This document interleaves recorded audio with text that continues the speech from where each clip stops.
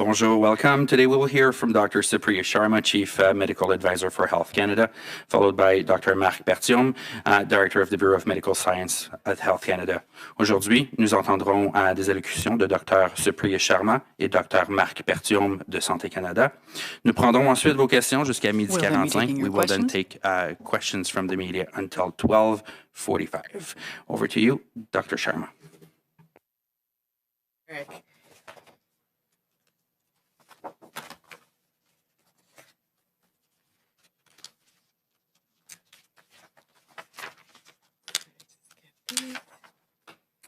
So thank you, everyone. Good morning, good afternoon. Thank you for joining us. Today I'm here to talk to you about Health Canada's authorization of the second COVID-19 vaccine manufactured by Moderna. This authorization is a critical step in ensuring a COVID-19 vaccine is available to all Canadians in all parts of the country. Unlike some of the other vaccines in use around the world, it doesn't need to be transported and stored at extremely cold temperatures. Since many Canadians live outside major urban areas, this vaccine can be used in communities that haven't had access to COVID-19 vaccines to date. Health Canada authorized the vaccine after an independent and thorough scientific review for safety, efficacy, and quality. After assessing all the data, we concluded that there was strong evidence that showed the benefits of this vaccine outweighed the potential risks.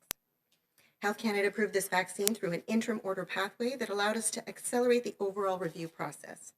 Although this process was completed in a shorter time frame, Health Canada's rigorous standards were upheld. Under an interim order, Health Canada allows vaccine manufacturers to submit data to us as it becomes available, and for Health Canada experts to start the review process right away. We accepted and assessed information from Moderna as it became available during the vaccine's development, and this rolling review shortened the time it takes to authorize a new product. We've had departmental scientists working constantly on this rolling review. It's important to note that we will still go through all the same steps during the review process as we would if reviewing all the data at once. As soon as this vaccine is starting to be administered across the country, Health Canada and the Public Health Agency of Canada will monitor for any adverse events in collaboration with the provinces and territories, international partners, and the manufacturer. As with all vaccines, we will take action if any safety issues are identified. The interim order also gives us the authority to impose terms and conditions on any authorization. We authorize the Moderna vaccine with terms and conditions that require the manufacturer to continue providing information to Health Canada on the vaccine's safety, effectiveness, and quality to ensure that its benefits continue to outweigh any risks. In our efforts to be as open and transparent as possible, we are publishing the technical information for each COVID-19 vaccine, as well as additional information on our authorization process and the different types of vaccines we are reviewing. All of this information is available on the Government of Canada's main COVID-19 website. Our staff has been working around the clock to make this content available and easily accessible. As we did with information on the Pfizer-BioNTech vaccine, we are also publishing a number of documents about this decision, including the Canadian Product Monograph, the Regulatory Decision Summary, which provides a high-level summary of the evidence that has been reviewed prior to the authorization of the vaccine. The Canadian Product Monograph is a scientific document that describes the content of the vaccine, information for patients, how it should be used, how safe and effective it was in clinical trials, and any warnings and precautions for its safe use. The Regulatory Decision Summary provides information on the submission and an explanation of Health Canada's decision. More detailed information will be available in the coming weeks, including a detailed scientific summary and the full clinical trial data package. Now that a second vaccine is authorized for use in Canada, I know people want to know when they will receive it. Canada will receive up to 168,000 doses of the Moderna vaccine before the end of December, with more arriving early next year. The Government of Canada is working closely with provinces, territories, and public health partners to align plans for the timely rollout and will share information with Canadians as new developments unfold. Dr. New will provide an update on the logistics after this session at a separate briefing. Today's authorization is one more tool in our toolbox to bring COVID-19 under control. While there is a light at the end of the tunnel, we know that there are still challenges ahead, and we must all do our best to continue following public health guidelines this holiday season and in the new year.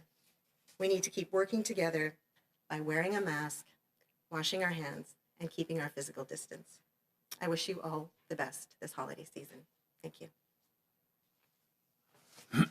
Bonjour. Merci de vous joindre à nous. Good day. Aujourd'hui, Thank you je for suis joining ici us. pour vous I'm here annoncer today to l'autorisation announce par the Santé Canada du authorization by deuxième Health vaccin Canada, the contre la second COVID-19 au Canada, COVID-19 fabriqué par vaccine Moderna. that is produced Cette by autorisation Moderna. est une étape This essentielle pour que authorization les is an essential Canadiens dans step for toutes les régions du Canadians from all pays regions of the puissent avoir country accès à un to have vaccin access contre la to a COVID-19. vaccine against Contrairement COVID-19. à certains autres vaccins utilisés dans le monde, ce Unlike vaccin some n'a other pas besoin vaccines used the d'être world over, this transporté vaccine ni does not have stocké to à be des températures extrêmement transported froides. Il at pourra être ultra envoyé low à des temperatures. collectivités qui n'ont pas It accès au will vaccin be contre la available to COVID-19 jusqu'à communities who présent, have not yet étant donné que had de access nombreux to Canadiens COVID-19 vivent en vaccines, dehors given the des fact grands that centres many urbains. Canadians do not live in large Santé urban Canada centers. a autorisé le vaccin Health à la Canada suite d'un authorized examen the vaccine scientifique following indépendant et an exhaustif independent de and l'innocuité, thorough de assessment l'efficacité of et de la safety, qualité du efficacy, vaccin. and quality of Après this avoir évalué vaccine. toutes les données, nous avons Following an conclu que de assessment of all solides of the preuves data, scientifiques we démontraient que find les that avantages de ce vaccin solid scientific l'emportaient proof sur les shows risques that the benefits potentiels. outweigh the potential Santé risks. Canada a approuvé ce Health vaccin par Canada voie d'un arrêté approved d'urgence, this vaccine ce through an qui a interim permis order d'accélérer le pathway, which processus meant that it d'examen global. accelerated Même the si ce process, processus s'est even déroulé though the rapidement, process was les normes rigoureuses de fast. Santé Canada ont été Health Canada's respectées. rigorous standards were Conformément à upheld. l'arrêté d'urgence, Santé Canada permet aux fabricants de vaccins Under de the interim présenter des order, données au fur et à mesure the qu'elles sont manufacturers accessibles et, can de provide cette data façon, as les they experts de become Santé as it Canada becomes peuvent available, commencer and plus tôt Health l'examen. Canada experts Nous can avons start accepté et examining évalué the les données vaccine de earlier in Moderna the process. lorsqu'elles We devenaient accepted and disponibles pendant la mise assessed au it point. earlier on, Cet examen and continu nous permet the de data was réduire le temps obviously nécessaire à available l'autorisation d'un earlier. nouveau produit. This meant Des scientifiques du reducing the ministère time ont travaillé required sans to relâche authorize sur a cet new examen continu. product.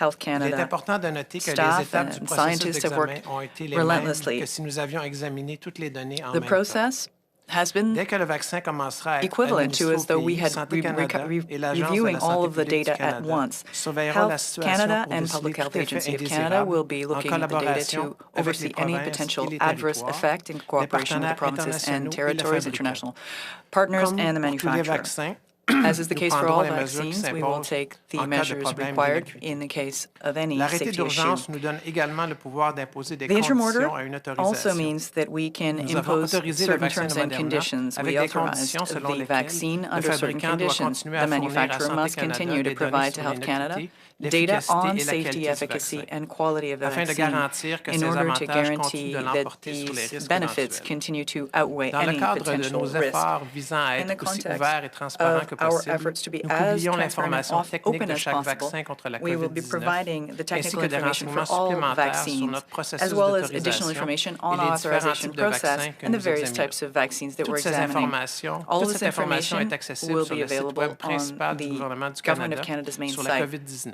on Notre COVID-19. personnel a travaillé Our 24 heures sur staff 24 pour worked préparer ce 24 hours a contenu et day le to rendre prepare facilement this accessible. content and make it Comme easily nous l'avons fait accessible. pour le vaccin de As we've done for the Pfizer-BioNTech, nous publions Pfizer-BioNTech également un vaccine, we certain nombre de also documents liés à cette we're also décision, publishing a number of notamment la documents related to monographie this de produits decision. canadienne The et le Canadian résumé de la product décision réglementaire, monograph qui and the présente un regulatory résumé des decision preuves summary, which scientifiques qui ont provides été a examinées summary avant of the l'autorisation du evidence vaccin. that was examined La before monographie de authorizing the produits vaccine. canadienne est un The document monograph scientifique dans is a lequel sont scientific décrits document le that profil complet du describes the vaccin, complete profile les of the renseignements à vaccine, l'intention des the patients, le information for mode d'emploi, patients, les renseignements sur l'innocuité use, et l'efficacité pendant les essais cliniques, information on ainsi que safety les during mises the en clinical garde et trials, précautions as pour well as l'utilisation any future. cautions for Le future sommaire use. des décisions réglementaires fournit des The renseignements summary sur la of demande the regulatory d'autorisation et sur la decisions décision de Santé provides Canada. information Des on the renseignements decision. plus détaillés seront accessibles More dans les semaines à detailed venir, information will be available notamment over the un coming résumé weeks, scientifique specifically détaillé a et les données detailed complètes des essais summary of cliniques. the scientific evidence Maintenant and qu'un of deuxième the vaccin clinical est autorisé au trial Canada, data. les gens Now vont that vouloir the savoir second quand ils le vaccine has been recevront. authorized in Le Canada, Canada people will want to recevra know jusqu'à when they can access it. 168 000 Canada will doses receive du vaccin de Moderna 168,000 avant la fin doses du mois de décembre of et d'autres up to doses 168,000 arriveront au doses début de l'année before the end prochaine. of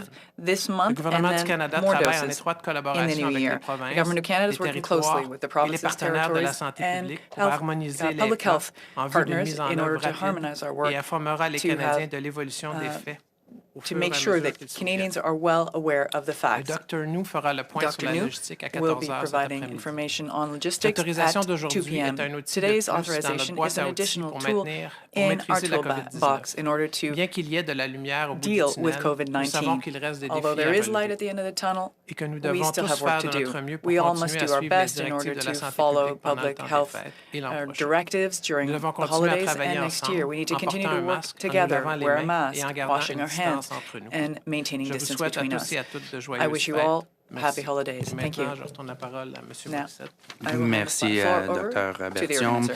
We will Thank now you, take Mr. questions from Bertium. the media Questions? until 12:45. I ask that you keep your questions for the doctors here on the vaccine approval. And we will be back at 2 p.m. with Dr. New as well as Major General Fortin to take questions on logistics.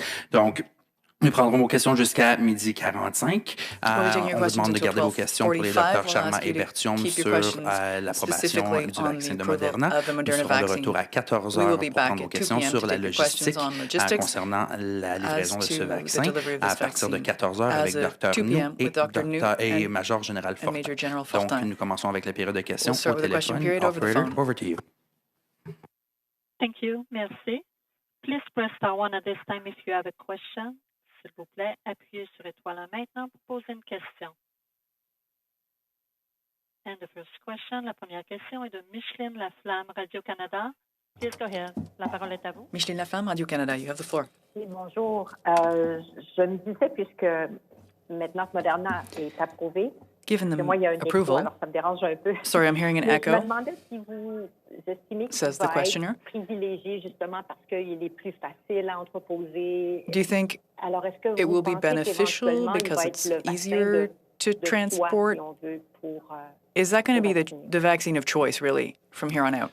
Merci pour votre question. Answer. Thank you for your Alors, question. je pense qu'on est dans la position privilégiée I think de we're maintenant disposer d'un in deuxième vaccin. the wonderful position of actually Ceci having a dit, second je vaccine pense at qu'on our fait face à disposal. une That being épidémie, said, puis, we are on a dealing deux with an outils epidemic here, and there are potentiels pour y two faire potential face. Le vaccin tools. The de Moderna qu'on vaccine, approuve the Moderna aujourd'hui, vaccine that's being offre une approved certaine today, flexibilité provides au some niveau du flexibility transport. when it Mais comes les to deux vaccins sont des transportation. vaccins But très these two efficaces. vaccines Puis, are le both vaccin, le premier effective. vaccin qu'on The a first approuvé, vaccine, le vaccin de Pfizer, the Pfizer reste vaccine, quand même là, logistiquement disponible pour peut-être is available des régions où il y a une plus grande concentration for de population regions des where centres urbains. there's Donc, je pense que pour répondre à votre more question, concentration les deux in urban vaccins centers, in other words. ont une place là, pour Both combattre la vaccines pandémie au Canada. have a Puis, role to play le to plus d'outils qu'on a fight pour this combattre cette pandemic, and the pandémie-là, more et le plus tools we have at our rapidement possible, disposal, les gens peuvent the se faire faster immuniser. people will be Le immunized. mieux, je pense que c'est pour tout le monde. And Donc, that dans ce sens-là, is a benefit si for les gens everyone. se voient offrir un ou l'autre des vaccins, je pense Whether qu'ils a devraient, person là, receives one être vaccine or encouragés the à être other, they vaccinés, peu importe le should vaccin, still parce que, encore là, feel il encouraged s'agit to de get deux vaccinated vaccins qui because sont, these two à la fois vaccines sûrs et efficaces. are both safe and Merci, effective. docteur. Question suivie, Micheline? Micheline, any follow-up Oui, questions? puisque vous parlez d'efficacité, là, je regardais dans You were talking les about détails et on effectiveness. voyait que pour le Inaudible to the vaccin de interpreter. Moderna, il y avait 25 des personnes qui avaient participé à la phase 3 qui étaient âgées de 65 ans et plus, alors que pour le vaccin de Pfizer, on disait Interpretation will resume when the sound 40 avaient plus gets de better. 56 ans. Je me disais, est-ce qu'il y en a un qui est justement plus efficace pour les populations plus âgées que l'autre et qui pourrait être privilégié, là, puisqu'on va d'abord commencer avec les gens dans les CHSLD, les centres de soins de longue durée. Merci pour votre question. Je Answer, pense que thank you for your question. dans les deux I cas, on think a in quand both même cases, des grandes études avec un très grand nombre we're talking about de large sujets studies with âgés a de large number 65 ans et plus. of Plus subjects that are spécifiquement, 65 si on and regarde older. If you l'efficacité look chez at les gens de 65 ans et plus, pour le vaccin de Pfizer, effectiveness or c'était là à efficacy quelques fractions de pourcentage for that près, age range, le même que chez les gens de moins de 65 for ans, Pfizer, les gens de plus it's de as 65 ans. effective Pour under ce qui est du 65 vaccin and de over Moderna, 65. As to the Moderna l'efficacité est vaccine, quand the même effectiveness excellente is chez les gens excellent de 65 for ans et plus. people On a 65 and une older. efficacité de 86%. It's at un peu plus que ça.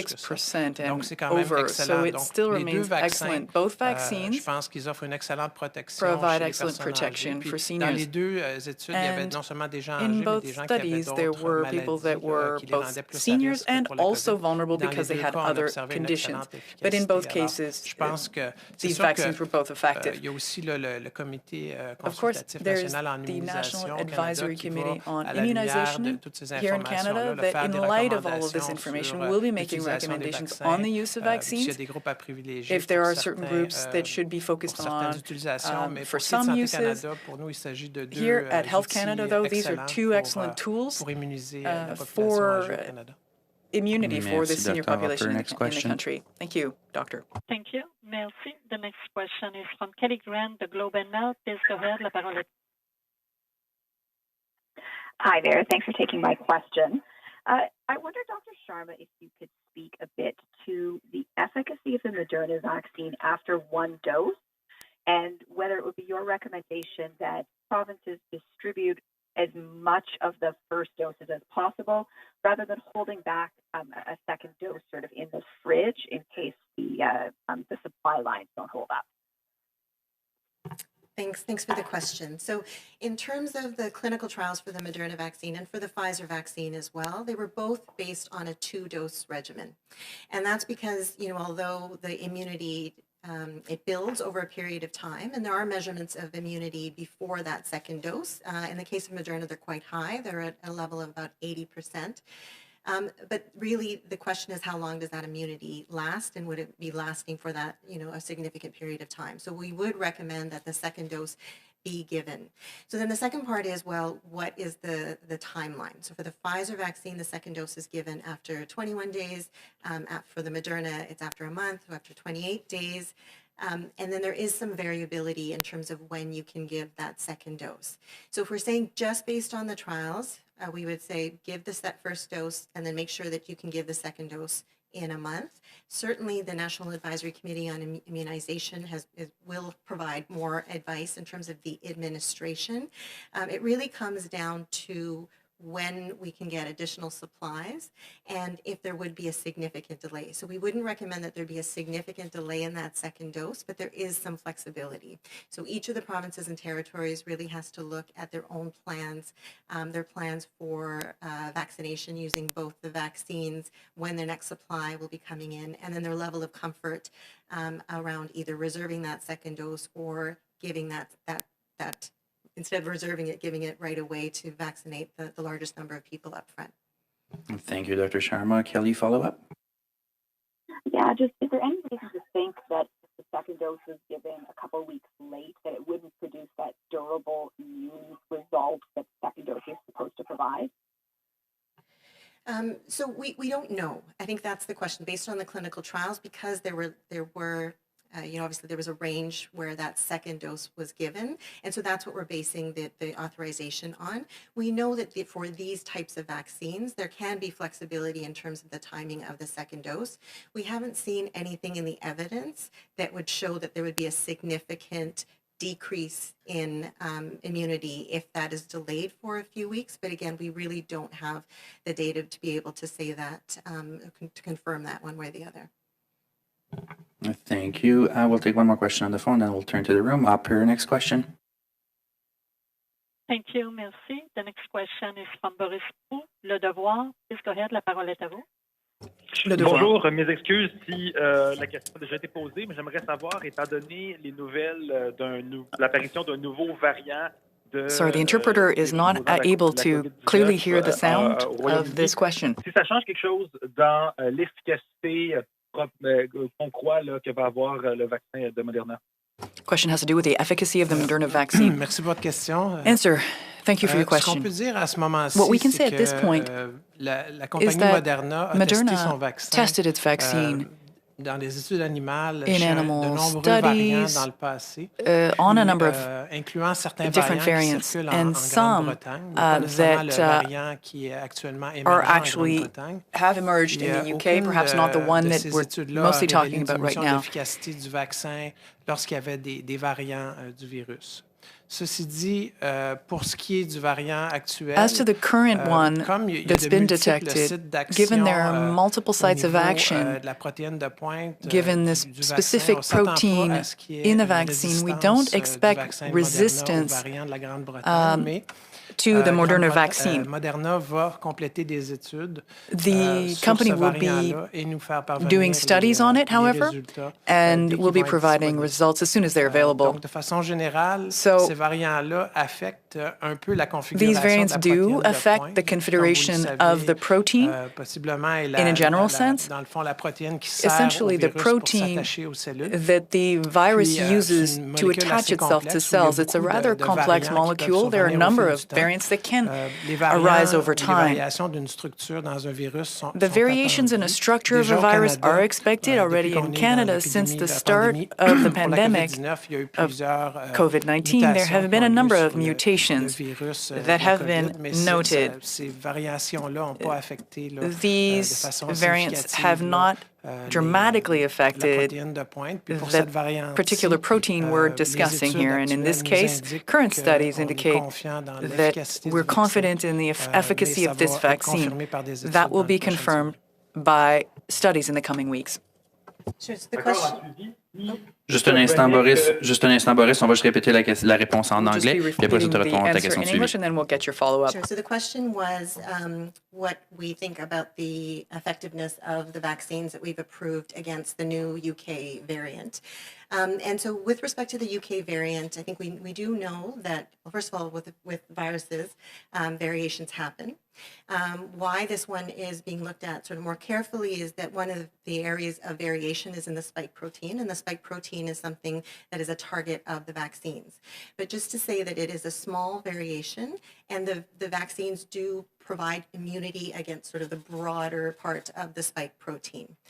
In addition, both Pfizer and Moderna have done tests against circulating strains that are very similar to the UK variant.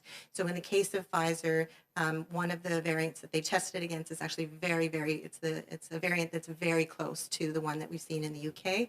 With respect to Moderna, they have done animal tests with the vaccine against a lot of the variants that are circulating in the UK. Based on all of that, we believe that the vaccines will have effectiveness against this variant. However, we still are waiting for confirmation of the testing of these vaccines against that specific strain, that specific variant. So in general, we believe that they will be efficacious, will be effective, but we're still waiting for some additional information confirming it specifically against this strain. Thank you, Dr. Sharma. Boris, follow-up? Merci.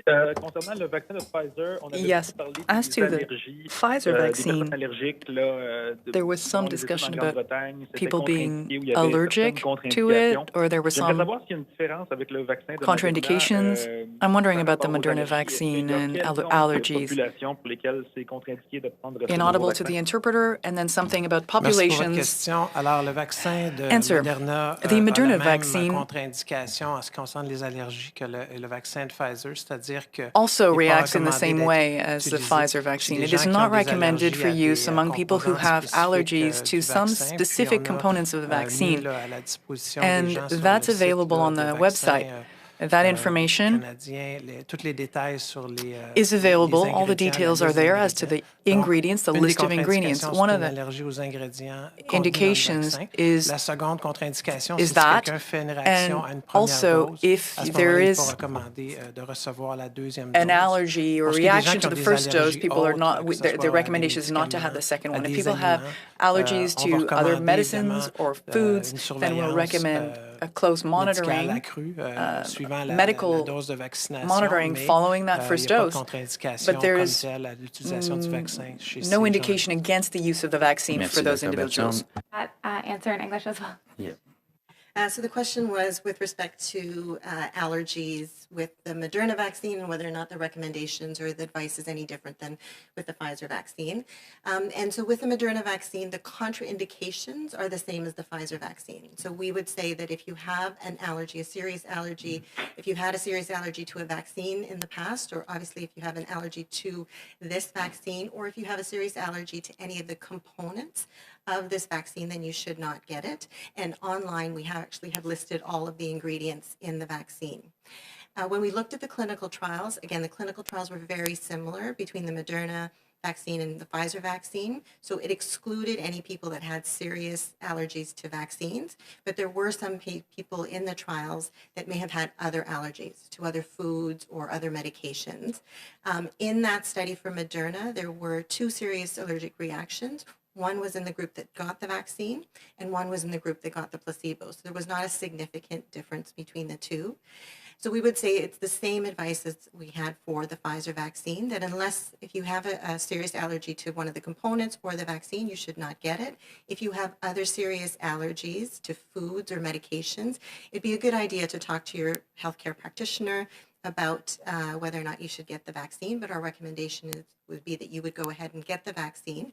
And just to say that with all vaccines, there is a risk of having allergic reactions, and that's why for administration, we say that it should be done in a place where they do have treatment in case somebody has an allergic reaction, and that you actually stay there for between 20 minutes and a half an hour to make sure that we're monitoring for those. So it's very similar to the Pfizer vaccine.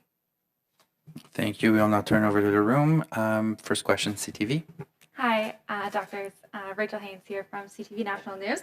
My question is a little bit more forward-looking about some of the other vaccines now that Canada has been studying over the past couple of months.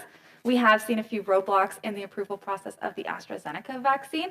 So I'm just wondering where Canada is at in terms of that approval process and what more information you're still waiting on in terms of the AstraZeneca vaccine. So with respect to the vaccines that we have under review, so these are the 2 mRNA vaccines that have been authorized. We have 2 more vaccines that are under review. They're fall in the category of viral vectors. So both the AstraZeneca vaccine as well as the one from Johnson & Johnson fall into that category.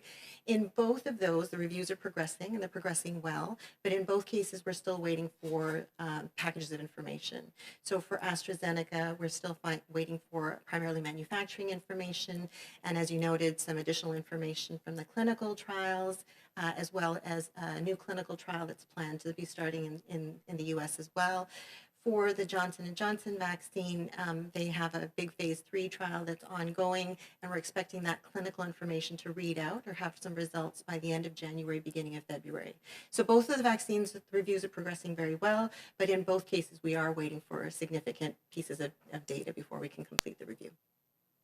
Thank you. Follow up? And I would just like to go back to some of the variations and variants that we've seen in the UK. And Dr. Bertium, it sounded like you mentioned that there may have been some variations here in Canada that we've seen already.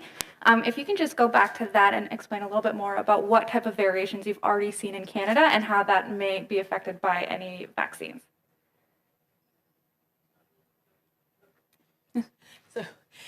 So as Dr. Bertium said, yes, we've seen hundreds of variations already in Canada.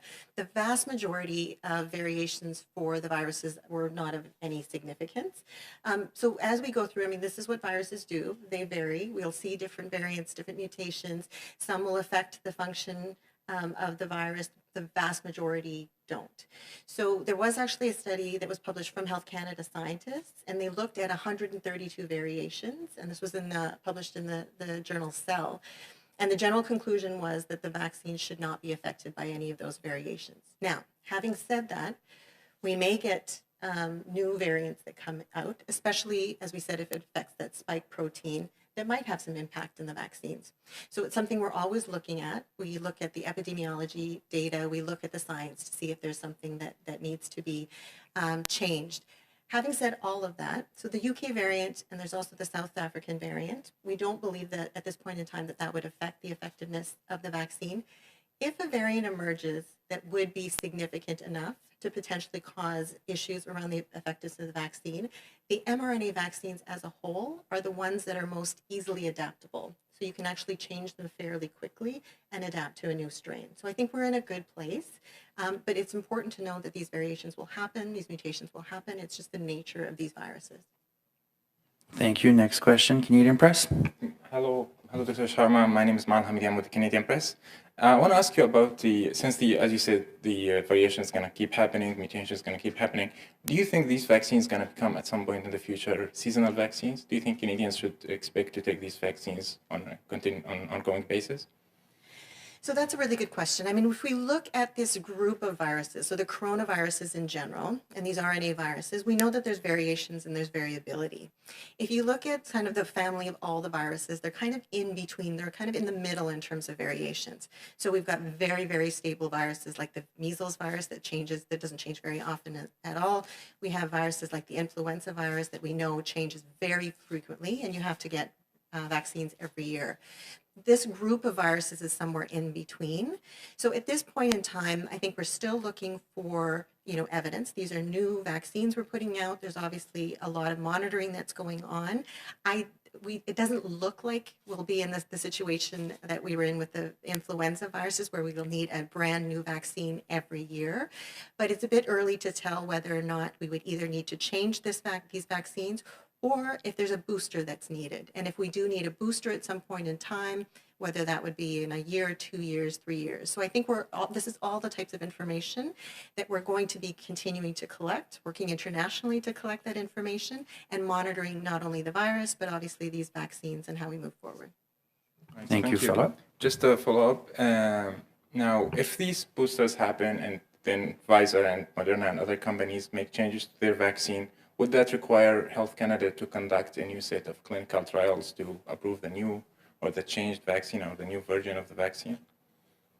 So if there is a significant change to the vaccine itself, and that can be on the clinical side, it can be in the manufacturing, then they would have to come back to Health Canada with a change. It depends on how significant that change is. If it's not a completely new vaccine, then they can actually submit data, and there's an addendum that's an abbreviated sort of process that we review, and we take a look at the data, and then we can make that change. And then if there's any change that's made, that's reflected in all the product monograph and all the labeling as well. So yes, so if there is a significant change to the vaccine, they would have to come back and have submit that data to Health Canada. We would review that and then make any changes. If it is a brand new vaccine, completely different, they would have to come in with a full new package of data. Thank you, Doctor. We'll now turn back to the room for 10 more minutes. So, operator, next question. Thank you. Merci. The next question is from David Turton, CBC News. Please go ahead. Your line is open. Hi, thank you so much. One of the things that you all are saying about this, the Moderna vaccine, is that it's people 18 and older can take it. So, what is the prospect that there will be a future vaccine that's available for people, for children, for young people, for teenagers? Can you tell us anything about maybe whether or not at some point there will be a vaccine for this age group? Sure. So with respect to pediatrics or children and vaccines, obviously there's a really strong tradition of making sure that there's information for the safe administration of those vaccines. It's not unusual that first trials for any vaccines or any medications for that matter are actually done in adults, and then later the pediatric studies will follow. And that's the case with both of these vaccines as well. So with Pfizer, the authorization is for use in people 16 years of age and older, and that's because there were sufficient numbers in their clinical trials for that indication. And for Moderna, it's 18 years of age and older. Now, the manufacturer for Moderna has already started a trial in younger children, so from the ages of 12 to 17, and the plan is to recruit approximately 3,000 participants in that clinical trial, and that's already started. In addition, we understand that Pfizer is planning to do studies in children as well in the younger population, so from the age of 5 to 12, and those trials will likely be started in the spring. So we will be getting information in terms of the use of the vaccines in children. Because we already have some data in adults, we don't have to redo the huge phase 3 trials with tens of thousands of individuals in those trials. We can use some of the data that we already have, but it's really, really important that we do have information for use in children before we would have any authorization or recommendations that they be used in the younger population. And I know science doesn't necessarily have a timeline all the time, and we need to make sure that these vaccines are safe. But can you tell Canadians maybe approximately, will we possibly see a vaccine for younger age groups maybe within 2021, or will it take a bit longer, you think? So I think it's within the realm of possibility that we will have an indication for children in 2021. You know, as we've always said, and as you alluded to, it really depends on what the data shows. So far, we haven't seen anything in the data to show that there should be safety issues in younger populations that weren't in adults. And the same thing on the effectiveness. There's nothing to show that there would be a significantly different response. But children do have different metabolism, you know, and it's not all the same, even, you know, from the time that someone is an infant to the time that they're 18, it changes even through that period of time. So it's really important to make sure that we get that information and that's on safety and effectiveness before we do that. But it is within the realm of possibility to have it before the end of 2021. Thank you, Dr. Sharma. Operator, next question. Thank you. Merci. La prochaine question est de Anne-Caroline Desplanques, Journal de Montréal. Journal de Montréal, Anne-Caroline Desplanques. You have the question. Yes, thank you for taking my question.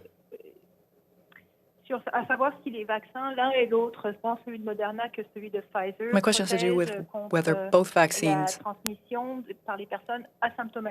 offer protection against people who are asymptomatic. In other words, once you have the vaccine, if you are asymptomatic, can you still be contagious? Answer, thank you for your question. The studies of these two vaccines are based on the presentation of symptomatic cases. There is no actual data at this point that will tell us whether the transmission or the spread is decreased or that there are asymptomatic cases. But what we do know is that there is preliminary data, specifically for the Moderna vaccine, that seems to indicate a decreased transmission.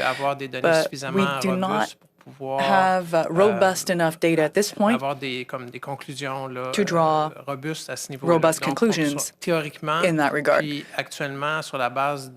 So theoretically, and on the basis of preliminary studies, there seem to be encouraging signs that with these vaccines, and specifically the Moderna vaccine, but because both have the same mechanism of action, one would assume that it could also be the case for the Pfizer vaccine. There are encouraging results that suggest reduction in the spread, and those studies are ongoing and will be, and once we have conclusive data as to whether this vaccine reduces the spread, reduces the number of infections, not just the symptomatic cases, but also the infections that can be asymptomatic, we will quickly be sharing these results with the public. Thank you. Follow-up? Concernant les deux doses, l'un des deux vaccins, si j'ai bien compris, semblait être très efficace dès la première dose. One of these two vaccines is apparently very effective as of the first dose. Are you still considering two doses for both of these vaccines, or could that change? Answer, thank you for your question. In a general sense, and for a number of existing vaccines, the first vaccine dose gives an immune response, and the second dose's purpose is to ensure a persistent response, immune system response over time, even though there may be immunity after the first dose. And preliminary data indicates that these two vaccines provide a form of immunity after the first dose.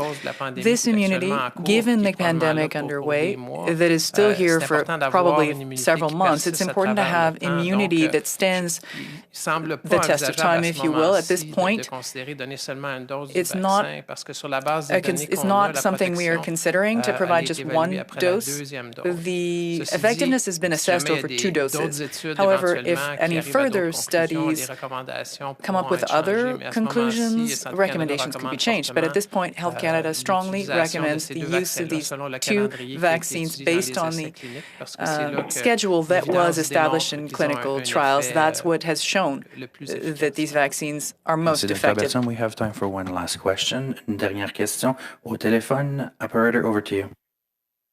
Thank you. Merci. The last question is from Vic Adopia from CBC News. Please go ahead. La parole est à vous. Hi there. There are about 500,000 Canadians who have tested positive for the coronavirus. Will they be eligible for vaccination? So the short answer is yes. With respect to, it's sort of the difference between what we call natural immunity, so the immunity that you get after you get a disease versus sort of the active immunization that we have with the vaccines. And in general, the active immunization from the vaccines is better because it's a standard dose. They've been studied in clinical trials, whereas with natural immunity, it can be quite variable. So we're still learning, I think, a lot around COVID-19 and immunity, how long that might last and what type of immunity that is, so the strength and the duration.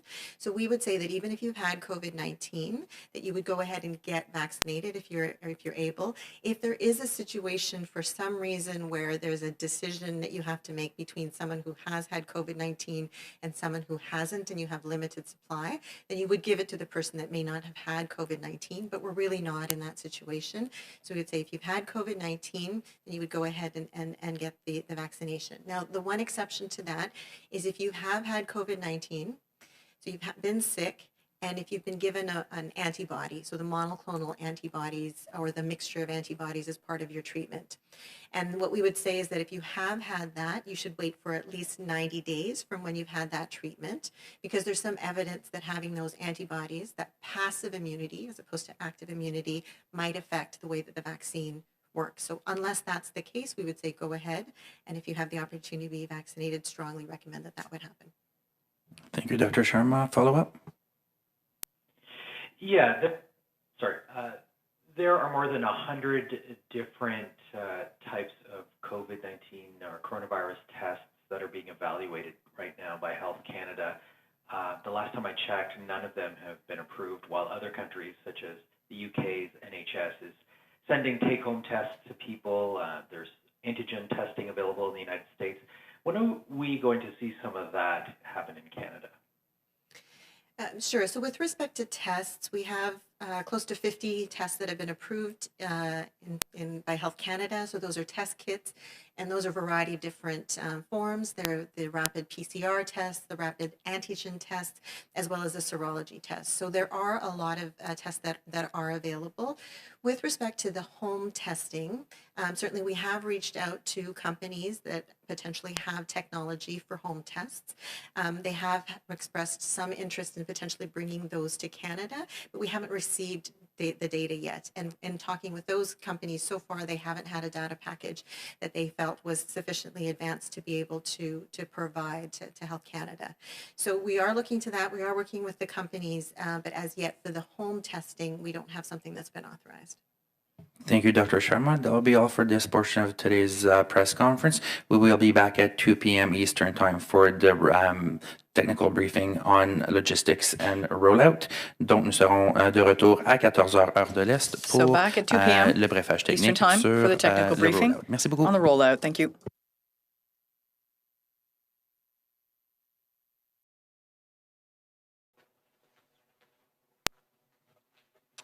Bonjour à tous. Hello, everyone. This morning, we got the news that Health Canada has completed their review of the Moderna vaccine and found it to be safe and effective. Canada has an internationally recognized process of independent review, and I know that our best experts have upheld this highest standard. Now that Health Canada has approved the Moderna vaccine, we have the green light to start rolling it out across the country. The first doses of our guaranteed 40 million dose order from Moderna will arrive in the coming days. Santé Canada a passé en revue le vaccin de Moderna. Health Canada has reviewed the Moderna vaccine and found that it is safe and effective. Canada has an independent review process that is globally recognized, and I know that our best experts have upheld the highest standards in this regard. Now that Health Canada has approved the Moderna vaccine, we have the green light to start rolling it out across the country. The first doses of our guaranteed 40 million dose order from Moderna will arrive in the coming days. Later today, I will be speaking with Dr. Afeyan from Moderna, a McGill grad, regarding the deliveries and efforts to vaccinate Canadians as quickly as possible. On the Pfizer vaccine, today I also have some more good news to share. I can announce that we will be receiving an additional 250,000 doses from Pfizer next month. That takes us up to a total of almost 751,000 Pfizer vaccine doses for January. Between the early doses we've already received and the shipments now scheduled, we're on track to have at least 1.2 million doses from both Pfizer and Moderna delivered by January 31st. We've begun vaccinating the most vulnerable Canadians and frontline workers. Already, these vaccines will allow us to save lives. And while we are working to distribute vaccines as quickly as possible, we are continuing to do everything in our power to ensure people's safety. Our government has agreed to continue to provide federal support to the Canadian Red Cross in Quebec. 500 people that have been deployed in the long-term care homes there will remain until at least March 31st. On that date, Quebec should be in a position to fully take over the management of the long-term care homes in Quebec and regain control of the situation. Our government's top priority is keeping Canadians safe. As cases keep rising, we will continue to be there for communities that need additional targeted support. We've now extended the Canadian Red Cross deployment for long-term care homes in Quebec. Just last week, our government also committed to additional civilian support for Red Sucker Lake in Manitoba and a Canadian Armed Forces deployment to Attawapiskat First Nation in Ontario to support elders and vulnerable community members.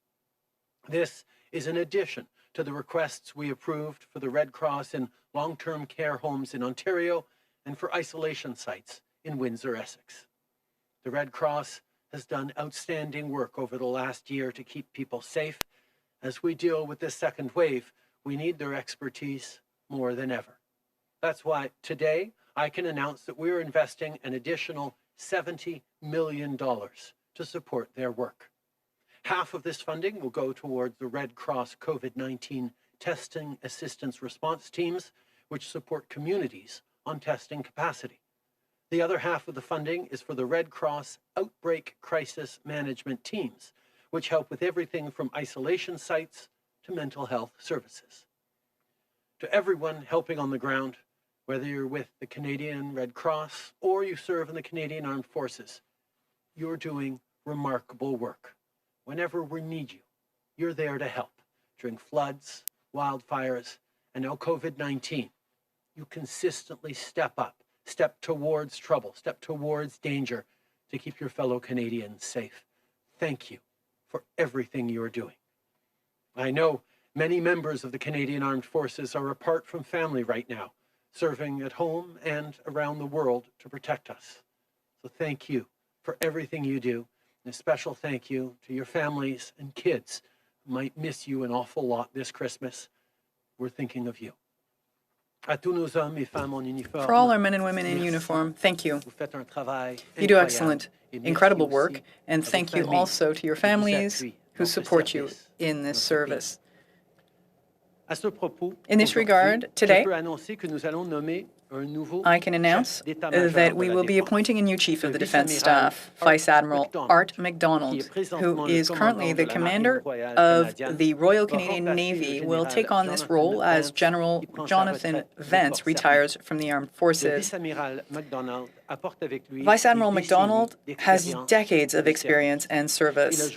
He's played a leadership role in a number of fields, having led humanitarian operations and disaster recovery operations, as well as leading the command of an extreme Arctic multinational operational group.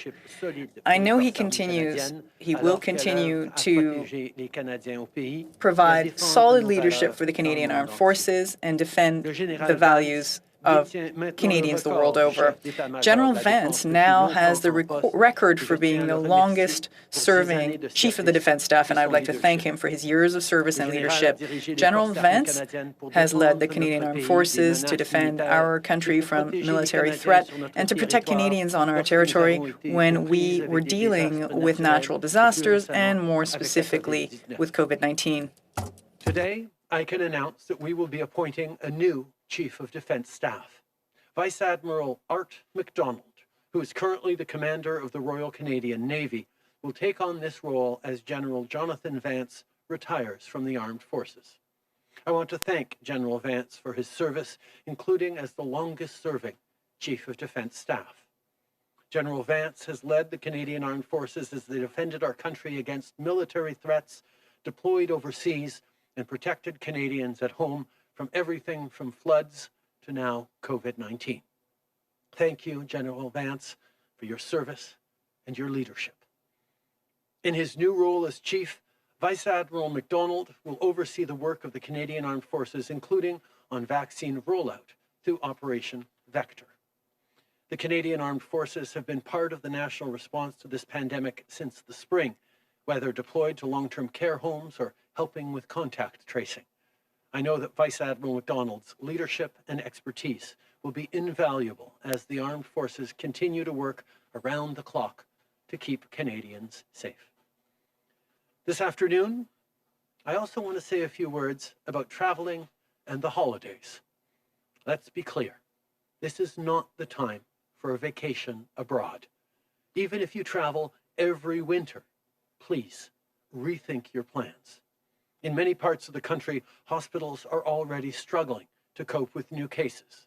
There are new strains of this disease in places like the United Kingdom. The situation is very serious. By staying home, by following public health rules, you can be part of the solution. Canada continues to have significant travel and border measures in place for anyone entering the country. Unlike most of our allies, we have a mandatory 2-week quarantine, including for Canadians returning to the country. In March, we brought in these measures, which continue to be some of the strongest in the world, to keep people safe and save lives.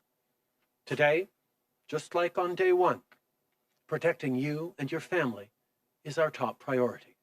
That's why, in addition to the significant measures we already have in place, we acted quickly on additional travel restrictions in response to the situation in the United Kingdom. On Sunday, I convened the Incident Response Group to discuss the new variant of COVID-19 that has been identified in the UK. Our government temporarily suspended all commercial and private passenger flights from the UK to Canada. Today, I can announce that we will extend this temporary suspension of passenger flights from the UK to Canada for another 2 weeks until January 6th, so we can prevent this new variant of COVID-19 from spreading in Canada. If you've arrived from the UK recently, the Government of Canada has been in the process of reaching out with more directions. Je tiens à rappeler à tout le monde que vous ne I'd like to devriez remind pas everyone voyager à l'étranger. that you should not travel abroad at this point. Les aéroports ne Airports devraient pas être should not achalandés. Si be vous avez réservé un voyage, busy. repensez-y. If you have reserved a Même trip, si vous partez en vacances à think l'étranger about à it. chaque année, Even if les you've traveled abroad circonstances every sont bien year, différentes circumstances are very different présentement. this year. Et And si vous décidez if quand you même de do voyager, still decide to à votre travel, retour, upon your vous return, devrez you faire have to une quarantaine quarantine obligatoire pendant for 14 14 days. jours. Si vous ne respectez If you don't pas cette respect règle, this rule, il pourrait there avoir could be des serious conséquences consequences. sévères.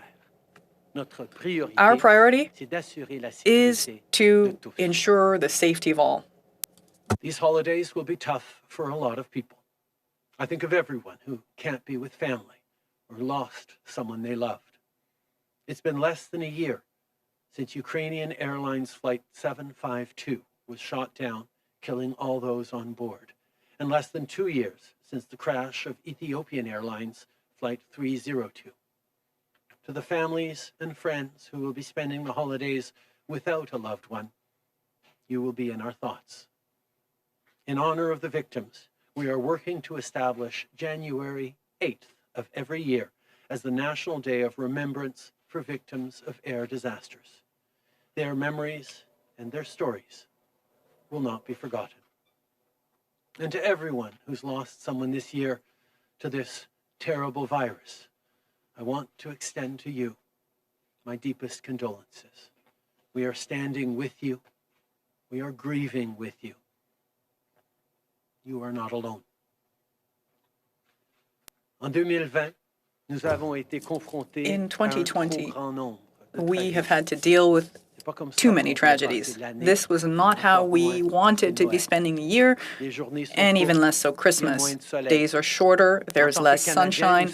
As Canadians, we know what it is, what it means to get through a long and cold winter. So do what you need to do. Stay home. Protect your loved ones, our frontline workers.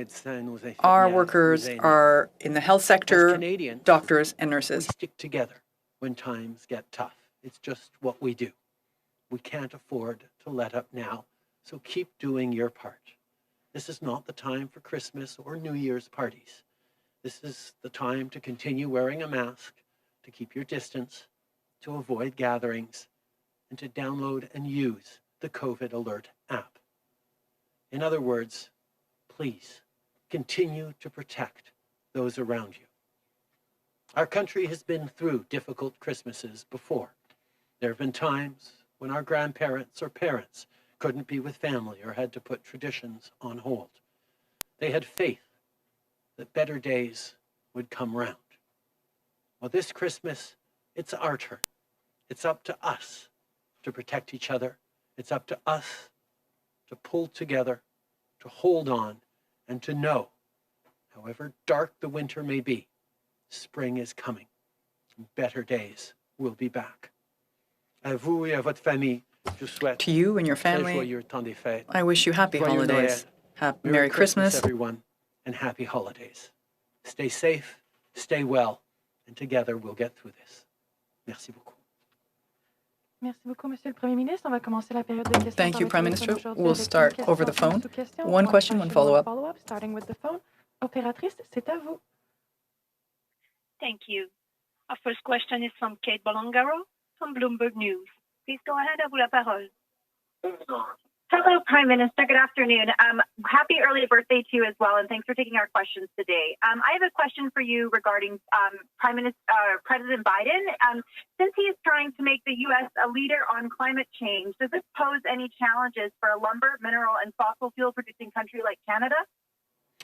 Oh, I think it is great news that President-elect Biden is focused on fighting climate change. Over the past 5 years, Canada has taken significant steps on fighting against climate change, whether it's putting a price on pollution right across the country, which we've announced will be continuing to increase, whether it's supporting families by returning money to hardworking families who deserve extra support, or by protecting our coastlines or our natural territories. At the same time as we move forward to reduce the amount of carbon emissions in our energy-producing sectors, we will work closely with the American government on moving forward in ways that both protect jobs, create new ones, and fight climate change. And I'm looking forward to having alignment in North America on that particular challenge the world is facing. Following up, Kate? And your government recently rejected a Chinese takeover of an Arctic gold mine company this week. Can you explain to us why that was the case, and are you worried about retaliation from Beijing? We make decisions on investments in Canada based on recommendations by our security experts. There are many factors that are taken into account on that, but I won't be going into that publicly. Thank you. Opératrice, prochaine question téléphone. Our next question is from Marika Walsh from the Globe and Mail. Please go ahead, à vous la parole. Hi, Prime Minister. Thank you so much for taking our questions today. Canadians woke up to get more news of another humanitarian crisis in a long-term care home in the Greater Toronto area. I'm wondering how you explain to them that the same crisis that happened in the first wave of COVID-19 is happening again in the second wave. Our job as a federal government is to be there to support Canadians right across the country, and that's what we've done. We've had people's backs with extra supports, but we've also had our people's backs by giving provinces extra support so they can take care of the things within their jurisdictions. Whether it has been directly with the Canadian Armed Forces or with the Red Cross, whether it has been indirectly by transfers of billions of dollars to the provinces, including with money directed towards protecting the most vulnerable, like those in long-term care homes with our Safe Restart Agreement. We will continue to work with the provinces to support them in the work they need to do. We will always respect provincial jurisdictions, but we are also always there to lend a hand whenever anyone asks. Following up, Marika? It seems though like the help that has been offered has not been enough. There's one home now where 26 residents have died. 75% of them are positive with COVID-19. Is the federal government looking at deploying the Canadian Armed Forces against these long-term care homes? And if not, why not? Deployments of the Canadian Armed Forces or of the Red Cross is always done at the request of the provinces in question. We have worked extremely closely with the provincial health authorities, with public health, and with everyone right across the country, continually offered our support, offered whatever resources are necessary. This is what we've done since the very beginning. Like I said, we respect provincial jurisdictions over long-term care homes, but we will always be there to help on whatever requests are made of us. Thank you. Operator, one last question on the phone. The last question est de Hélène Buzetti du Devoir. Hélène Buzetti, Le Devoir. You have the floor. Oui, bonjour, Monsieur Trudeau. Yes, hello, Mr. Trudeau. Earlier on, you were referring to people who are traveling, keep leaving the country and going down south. You're saying not to do so. Have you considered prohibiting it completely by suspending Section 6 of the Charter? Or a decree or an order of some sort? Answer, we already have very strong measures in place with respect to the quarantine that has worked relatively well for months now. We are indeed concerned by the number of people who are considering going down south, for instance, and that is why we are saying not to do so. Choose to stay home. Stay in Canada over Christmas, and that's the best thing you could do for your family, for our frontline workers. Of course, we are working with the provinces and territories on additional measures, but already I can say that this 2-week quarantine measure that is mandatory for anyone coming back to the country has been extremely effective from the start, and it's a measure that is much more stringent than the measures taken by our allies throughout the world. Follow-up question. From what I gather, you're not trying to prohibit people from leaving. At the same time, premiers from Ontario and Quebec are asking for a mandatory test upon people's return to the country, and even some supervised quarantines in motels, etc., as what had happened for some arrivals last time around. Answer, as to the mandatory quarantine, there already are very rigorous measures in place. The Canadian Border Services Agency verifies the quarantine plan for every traveler returning to the country. There are regular follow-ups. The local police, local authorities also are overseeing this quarantine phase, and there are some significant, serious repercussions for people who don't respect this. And in the case of, for instance, there are specific cases of rapid testing in places like Alberta, where they do rapid testing at the Calgary airport. And we are currently having discussions with people in Ontario and Quebec to bring in similar measures if they're interested in them. We have been, over the past many months, working with the province of Alberta on a testing pilot on the arrivals at the Calgary International Airport, where there is rapid testing immediately of arrivals there. We have worked with the province of Ontario over the past many weeks towards a similar program in Ontario, and have been talking over the past days with the Quebec government as well on looking at bringing in rapid testing protocols for arrivals at major international airports in Canada. Merci. On va maintenant passer aux questions sur place. Questions in the room or outside? Stephanie Lewis, the Canadian Press. Thanks for taking our questions.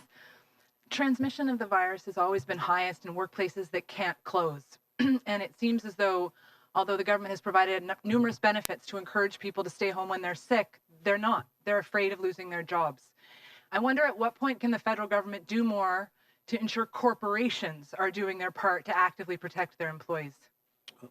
The federal government made the decision early on to send supports to businesses, to workers, to families, to make sure that people could do the right thing. And we've seen millions of Canadians across the country make those right choices as we crushed that first wave in June.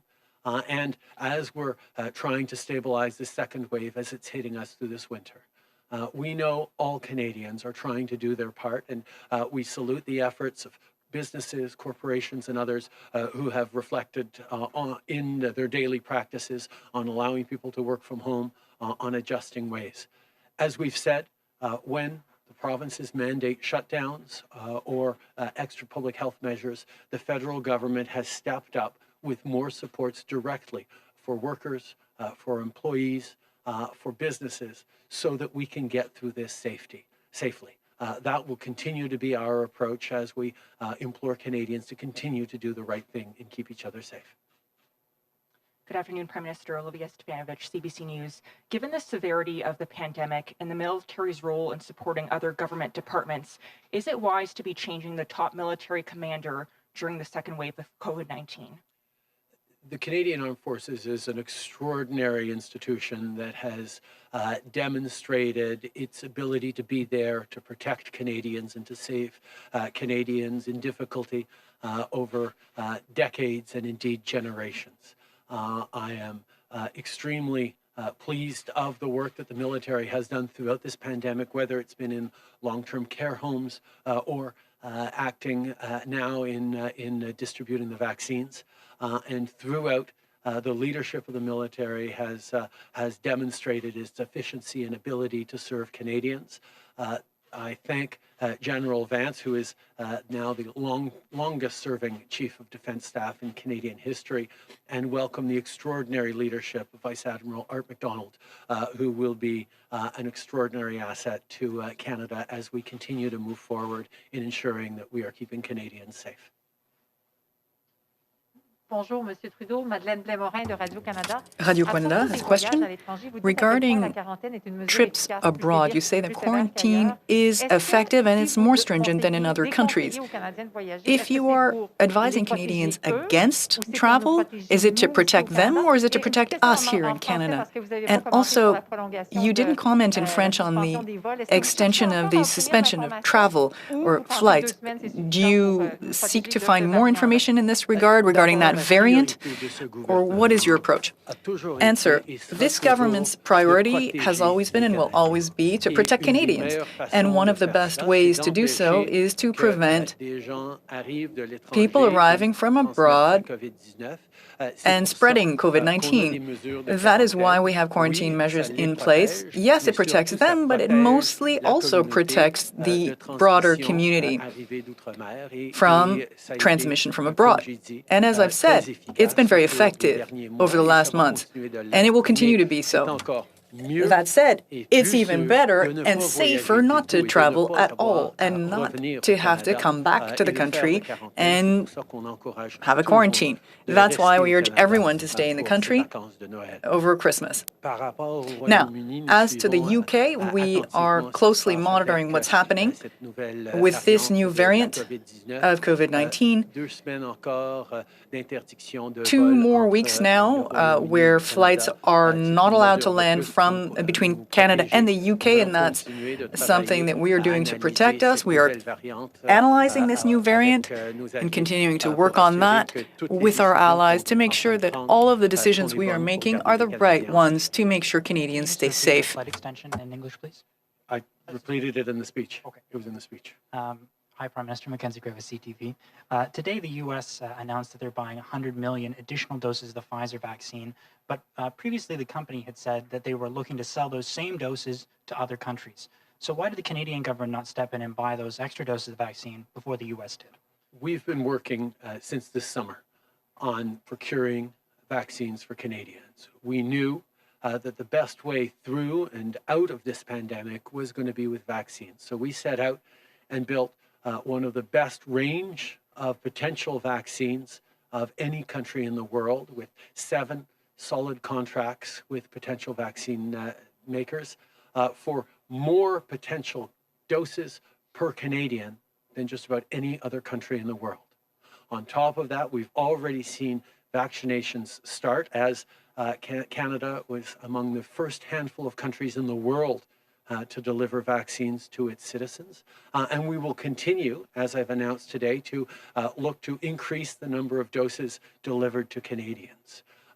We know that this pandemic doesn't start to end until we have vaccination of millions and millions of people, which is why we're continuing to ensure that everything is done safely and responsibly to make those vaccines available as quickly as possible. And we all look forward to things being much better in the spring. Prime Minister Michael Couture, Global National. I wanted to ask you what your message is to people who've gone through this entire lockdown and feel like they've done their part. And just before lockdowns happened in Ontario and Quebec, that maybe they deserve a break and maybe they deserve to have a good time over Christmas with family, especially in Ontario, but the numbers continue to go up. So what do you say to them that they think that they can get together with family, especially because, hey, I know them, I know where they've been. What do you say to those people? All the sacrifices that Canadians have been making over the past many months, birthdays and anniversaries that have gone uncelebrated, funerals over Zoom as people have lost loved ones, weddings postponed, sacrifices people have made in terms of friends and gatherings that we haven't been able to do. Canadians have been good about that. The vast majority of people have been doing their part and following the rules. This virus means that if we loosen up before time, all of those sacrifices could have been for nothing. We held on through what has been a very difficult year. And we now see the end in sight with vaccines coming and vaccines being there for the most vulnerable and increasingly over the coming months for all Canadians. That means we're almost there, but we're not there yet. And if people don't follow public health rules now, we could be in for an even more difficult winter than we're already going to have. So as always, we are asking people to do the right thing. Take time for your closest loved ones. You know, Christmas is a holiday of celebration for so many Canadians, where it's classic that we go to office Christmas parties and neighbors' Christmas parties, and we go out caroling, and we go to crowded shopping malls, and we're seeing all sorts of friends at different moments throughout the holidays. Well, that's not what this Christmas is going to be. And just like this year, we will be drawn back to a small group of those closest to us that we've been in lockdown with over the past many months. So for many people, like my family, we're going to be focusing on those people closest to us.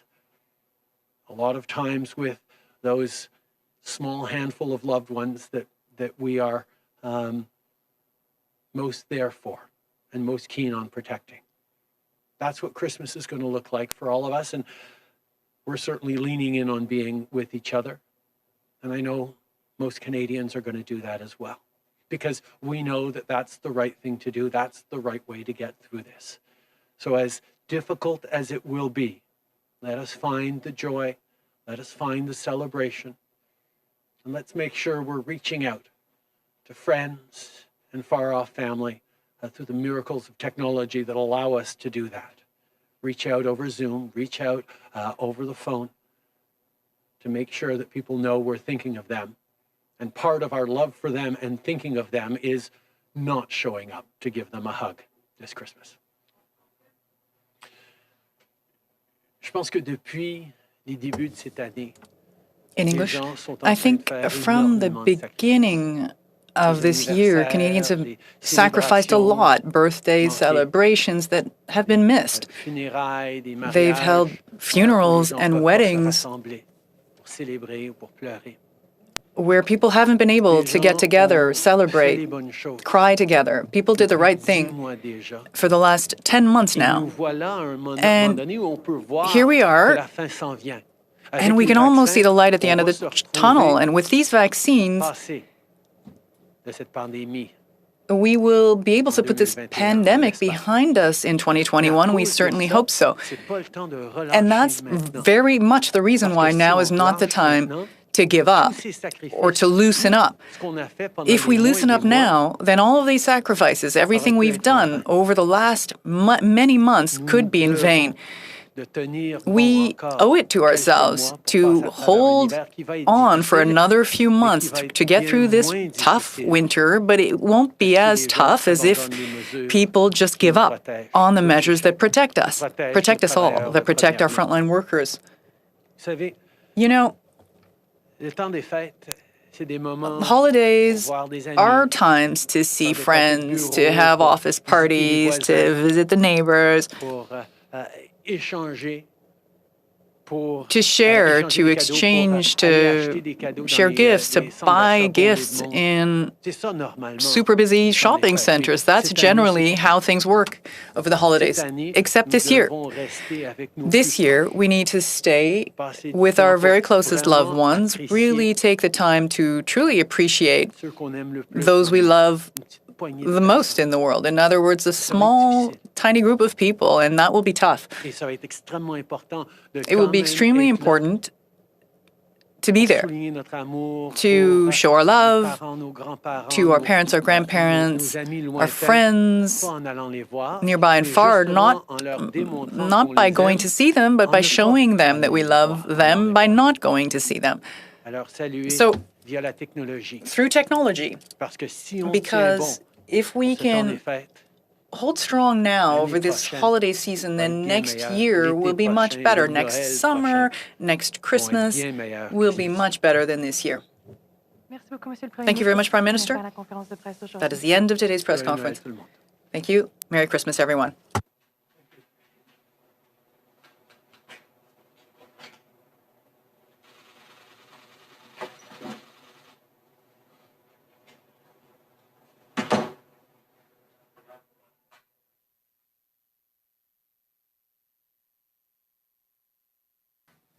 Bonjour and welcome back to the portion of today's media update on the vaccine rollout and logistics. Bonjour et bienvenue à cette partie de la mise à jour de presse sur le déploiement et la logistique sur les vaccins contre la COVID. Today we will hear from Dr. Howard New and Major General Danny Fortin from the Public Health Agency of Canada, followed by Dr. Tom Wong from Indigenous Services Canada. They will be accompanied by Dr. Supriya Sharma and Dr. Marc Berthiaume from Health Canada, as well as Ms. Ariane Reza from Public Service Procurement Canada. Aujourd'hui, nous entendrons parler des allocutions du Dr. Howard New et du Major général Danny Fortin de l'Agence de la santé publique du Canada, ainsi que Dr. Wong de Services aux Autochtones Canada. Ils seront accompagnés par Dr. Supriya Sharma et Marc Berthiaume de Santé Canada, ainsi que de Mme Ariane Reza de Services publics et Approvisionnement Canada. Ensuite, nous prendrons vos questions jusqu'à 15h15. Donc, nous commençons maintenant. Over to you, Dr. New. Thank you very much. Merci. Hello, everyone. Thank you for joining us for this technical briefing on the COVID-19 vaccine rollout in Canada. With me to deliver remarks and answer questions are Major General Danny Fortin, Vice President of Logistics and Operations at the Public Health Agency of Canada, and Dr. Tom Wong, Executive Director and Chief Medical Officer of Public Health at Indigenous Services Canada. To assist in answering your questions, we have with us from Health Canada, Dr. Supriya Sharma, Chief Medical Advisor, and Dr. Marc Berthiaume, Director of Medical Science. And on the line, we have from Public Services and Procurement Canada, Ariane Reza, the Assistant Deputy Minister of Procurement. Today, Health Canada announced the authorization of another vaccine from Moderna. We will share more details about the rollout of the Moderna vaccine today, as well as planning and logistical details. When we were last here on December 16th, news and images of the first Canadians receiving the Pfizer-BioNTech vaccine were just beginning to trickle in. Now, I can report that by the end of today, there will be more than 240,000 doses of the vaccine that will have been distributed across all provinces. We will continue to follow the evidence-based recommendations of the National Advisory Committee on Immunization on the need for early vaccination to priority groups, including frontline healthcare workers, residents and workers in long-term care facilities, as well as Indigenous peoples who are at risk of being disproportionately impacted by COVID-19. In addition to NACI's recommendations, allocation and delivery of both authorized vaccines will be informed by vaccine availability and suitability, the overarching principle of equitable allocation and logistical considerations. Having negotiated agreements with 7 vaccine manufacturers, Pfizer-BioNTech and Moderna among them, we are well positioned to provide access to COVID-19 vaccines to everyone living in Canada by September 2021. Our negotiations have also allowed Canada to secure advanced doses of the Pfizer-BioNTech and Moderna vaccines, enabling tens of thousands of Canadians to be vaccinated this month. The Public Health Agency of Canada is delivering a series of webinars to prepare healthcare providers for the rollout of the first COVID-19 vaccines. We want to ensure they have the answers to their patients' questions about the vaccines. As trusted sources of information, they are well positioned to reinforce that Canadians can trust safety and effectiveness of the vaccines based on the rigorous Health Canada authorization process. While vaccination gets underway, Canadians play a critical role right now in order to continue following the public health measures and the COVID-19 guidance of the regional public health authorities. We know Canadians are committed to protecting themselves, their families, and their communities. Bonjour à tous et à toutes. Merci de vous joindre à cette séance d'information technique sur le déploiement de vaccins contre le COVID-19 au Canada. Je suis accompagné du Major Général Danny Fortin, vice-président de la logistique et des opérations à l'Agence de la santé publique du Canada, et de Dr. Tom Wong, directeur exécutif et médecin hygiéniste en chef de la santé publique à service aux Autochtones Canada. J'ai également à mes côtés la Dr. Supriya Sharma, conseillère médicale principale, Health Canada, Dr. Supriya Sharma, Chief Medical Advisor, and Dr. Marc Berthiaume, Director of Medical Science. Et Madame Ariane Reza, sous-ministre adjointe de la Direction générale des approvisionnements à services publics et approvisionnement Public Services and Procurement Canada is also Aujourd'hui, joining us Santé today. Canada a annoncé Today, Health l'autorisation Canada d'un autre announced the vaccin, authorization celui of du a second fabricant vaccine Moderna. from the Nous allons vous donner manufacturer plus de détails sur Moderna. le déploiement de ce We will vaccin share more aujourd'hui, details about the ainsi rollout que of sur la this vaccine planification today. et la logistique. We will also talk about La planning dernière and fois, nous nous logistics. sommes vus ici, le 16 When we were décembre, last here, des on nouvelles sur December le premier 16th, Canadien à news and recevoir images le of the vaccin de first Canadians Pfizer-BioNTech, receiving the ainsi que des images Pfizer-BioNTech vaccine were commençaient à just être beginning to diffusées. trickle in. Je peux maintenant vous Now, dire que d'ici I la fin can de la report journée, by the end of plus the de day, 240 there 000 will be doses de more vaccins than auront été 240,000 distribuées doses dans of the toutes les vaccine provinces. that will have been Nous distributed across continuerons de all suivre les provinces. recommandations We fondées will sur continue les to données follow probantes the du Conseil evidence-based consultatif recommendations of the national National de Advisory l'immunisation, Committee le on CCNI, Immunization, qui sont de vacciner d'abord les groupes on the need prioritaires, for early dont les vaccination to travailleurs de priority santé groups, de première including ligne, frontline healthcare les membres workers, du personnel des long-term care établissements de workers, soins and de longue residents, durée, seniors, ainsi que as well leurs as Indigenous résidents peoples âgés who are et at les risk personnes of being vivant dans les collectivités disproportionately autochtones, impacted by lesquelles sont COVID-19. susceptibles d'être touchées de manière disproportionnée par le COVID-19. En plus de In suivre les addition recommandations to du the National Advisory CCNI, Committee on les décisions Immunization's portant sur la recommendations, distribution et la livraison allocation des and deux delivery vaccins of both autorisés authorized seront vaccines fondées will be sur informed by l'accessibilité et vaccine availability l'adéquation des and vaccins et sur le suitability, principe fondamental as well de as la on distribution the overarching équitable principle ainsi of qu'en equitable fonction des allocation considérations relatives and à la logistique. logistical considerations. Comme nous avons négocié des Having ententes avec 7 negotiated agreements fabricants de with vaccins, 7 dont vaccine Pfizer-BioNTech manufacturers, et Moderna, nous sommes bien Pfizer, placés pour BioNTech, assurer and Moderna l'accès among them, aux we are vaccins well contre le positioned to provide COVID-19 à access to l'ensemble des COVID-19 Canadiens vaccines d'ici to all septembre Canadians 2021. by September Nos 2021. négociations ont également permis Our d'obtenir les negotiations premières have doses also de allowed vaccins Canada de to secure Pfizer-BioNTech advanced et de doses Moderna, of the ce Pfizer, qui BioNTech, permettra à and des Moderna dizaines de milliers vaccines, de Canadiens de se faire vacciner enabling tens ce of mois-ci. thousands of Canadians to be vaccinated L'Agence de la this santé month. publique du Canada The Public Health offre des Agency of webinaires Canada is pour delivering préparer a les series of fournisseurs de soins webinars to de prepare la healthcare santé au providers for the déploiement des rollout of the premiers first vaccins contre le COVID-19 COVID-19. vaccines. Nous voulons We nous want to assurer ensure that qu'ils ont healthcare les providers réponses aux have the questions de leurs answers to their patients patients' au questions sujet about des the vaccins. vaccines. Comme ils se sont des As sources trusted sources of d'informations information, fiables, ils they sont are en well mesure de positioned to renforcer le reinforce that message Canadians adressé can aux trust Canadiens the safety qu'ils peuvent faire and confiance effectiveness aux of the vaccins vaccines que Santé Canada based a on the rigoureusement rigorous Health évalué Canada avant authorization d'autoriser. process. Les normes rigoureuses de Santé Canada garantissent l'innocuité et l'efficacité des vaccins. Alors que la vaccination While commence, vaccination les gets Canadiens underway, assument le Canadians rôle play le a plus critical important en role ce right moment, now soit in celui de continuing to respecter follow les the mesures de public health santé publique measures et de and suivre les the consignes COVID-19 relatives à la guidance of COVID-19 their des regional public autorités de health santé publique authorities. de leur région. Nous They savons know que les that Canadiens Canadians are veulent se committed to protéger, protecting themselves, protéger leurs familles their et leurs families, collectivités. and their communities. J'invite maintenant le Major Now, général I'll Fortin à invite prendre la Major parole. General Et par Fortin la to suite, speak. ce serait au After tour de his Dr. remarks, Tom Wong de dire Dr. quelques Tom mots. Wong will say a few Major words. général Major Fortin, General je Fortin. vous cède la parole. Thank you very much, Dr. New. The authorization of the Moderna vaccine is a big milestone for Canada today. Moderna will be the first COVID-19 vaccine to be delivered to Canada's remote and isolated communities and to Canada's north. Last week, we completed a dry run to confirm the ordering, importation, and the shipping processes for the Moderna vaccine, and to fine-tune temperature monitoring of the shipments in transit. In concert with our logistics service provider, FedEx and Omar, we are ready to deliver up to 168,700 doses of the Moderna vaccine next week.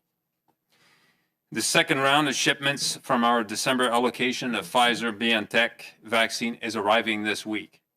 That second round will have an additional 212 doses, with more coming next week to complete the December allocation, as previously mentioned. We expect 125,000 doses in the week of January the 4th, and the number is expected to increase to 200,000 per week for the rest of January. In the coming weeks, we'll see an increase from the original 14 sites to more than 100 vaccine delivery sites across Canada next week, with more coming online in the new year. The Public Health Agency of Canada continues to acquire and deliver equipment such as ultra-low temperature freezers, dry ice handling kits, -20 freezers, Credo cubes, etc., to enhance cold chain capacity across the country. We're building capacity and collaborating with our federal, provincial, territorial, and Indigenous partners to ensure that as many Canadians as possible can be safely immunized against COVID-19 and as quickly as possible. We're also working closely with national security partners and law enforcement. Together, we're paying close attention and monitoring the full spectrum of potential security issues. This is an unprecedented nationwide effort. Every link of the chain matters. Every person matters. I would like to thank the many dedicated and talented professionals from across all agencies and organizations who are doing the utmost to get COVID-19 vaccines to Canadians who need them. L'autorisation du vaccin Moderna est une étape charnière pour les Canadiens. Moderna sera le premier vaccin contre la COVID-19 à être administré dans les collectivités éloignées et isolées du Canada, ainsi que dans le nord canadien. La semaine dernière, nous avons effectué un exercice de distribution pour confirmer les processus de commande, d'importation et d'expédition du vaccin Moderna et pour ajuster la surveillance de la température des envois en transit. De concert avec nos fournisseurs de services logistiques, FedEx et Inomar, nous sommes prêts à livrer plus de 168 700 doses initiales du vaccin Moderna contre la COVID-19 au cours de la prochaine semaine. La deuxième série d'envois de notre attribution de décembre pour le vaccin de Pfizer-BioNTech arrive cette semaine. Cette deuxième série d'envois représente 212 000 doses additionnelles, avec d'autres qui suivront la semaine prochaine pour compléter l'attribution de décembre, telle que mentionné il y a quelques minutes. À compter de la semaine du 4 janvier, nous planifions recevoir 125 000 doses du vaccin de Pfizer et à compter de la semaine suivante, chaque semaine un envoi de 200 000 doses pour le reste de janvier. Au cours des prochaines semaines, nous assisterons à une augmentation du nombre de points de service de vaccination qui passera du 14 initial à plus de 100 au cours de la semaine prochaine et d'autres s'ajouteront au cours du mois de janvier et ainsi de suite. L'Agence de santé publique du Canada continue d'acquérir et de livrer de l'équipement comme des congélateurs à très basse température, des trousses de manutention pour la glace sèche, des congélateurs à moins 20 degrés, et tout ça pour améliorer la capacité de préserver la chaîne de froid partout au pays. Nous continuons de renforcer les capacités et de collaborer avec nos partenaires fédéraux, provinciaux, territoriaux et autochtones pour faire en sorte que le plus grand nombre de Canadiens puissent être vaccinés en toute sécurité contre la COVID le plus rapidement possible. Nous travaillons également en étroite collaboration avec nos partenaires de la sécurité publique et des forces de l'ordre. Ensemble, nous prêtons une attention particulière et surveillons les aspects de sécurité reliés à la vaccination, à la distribution des vaccins. Alors, il s'agit d'un effort national sans précédent, comme mentionné par le passé. Chaque maillon de la chaîne compte, chaque personne compte. Je tiens à souligner le travail de tous les professionnels dévoués et talentueux de l'ensemble des agences et organismes à tous les niveaux travaillent sans relâche pour faire le vaccin à tous les Canadiens le plus rapidement possible. Et sur ce, je vous remercie. Je passe la parole à mon And now we will hear from my colleague, Dr. Wong. I want to acknowledge that we are on the unceded territory of the Algonquin people. As of December the 22nd, 7,615 First Nation on reserve active COVID cases have been reported. This compares to over 520,000 active cases reported in the general Canadian population. Sadly, there have been 69 on-reserve fatalities, comparing to over 14,000 reported deaths in the overall Canadian population. Although efforts continue across communities, regions, and jurisdictions to limit the transmission, I remain concerned with the ongoing spread of COVID-19 in communities. We must redouble our efforts to protect Indigenous communities, First Nations, Inuit, and Métis, particularly elders from COVID-19.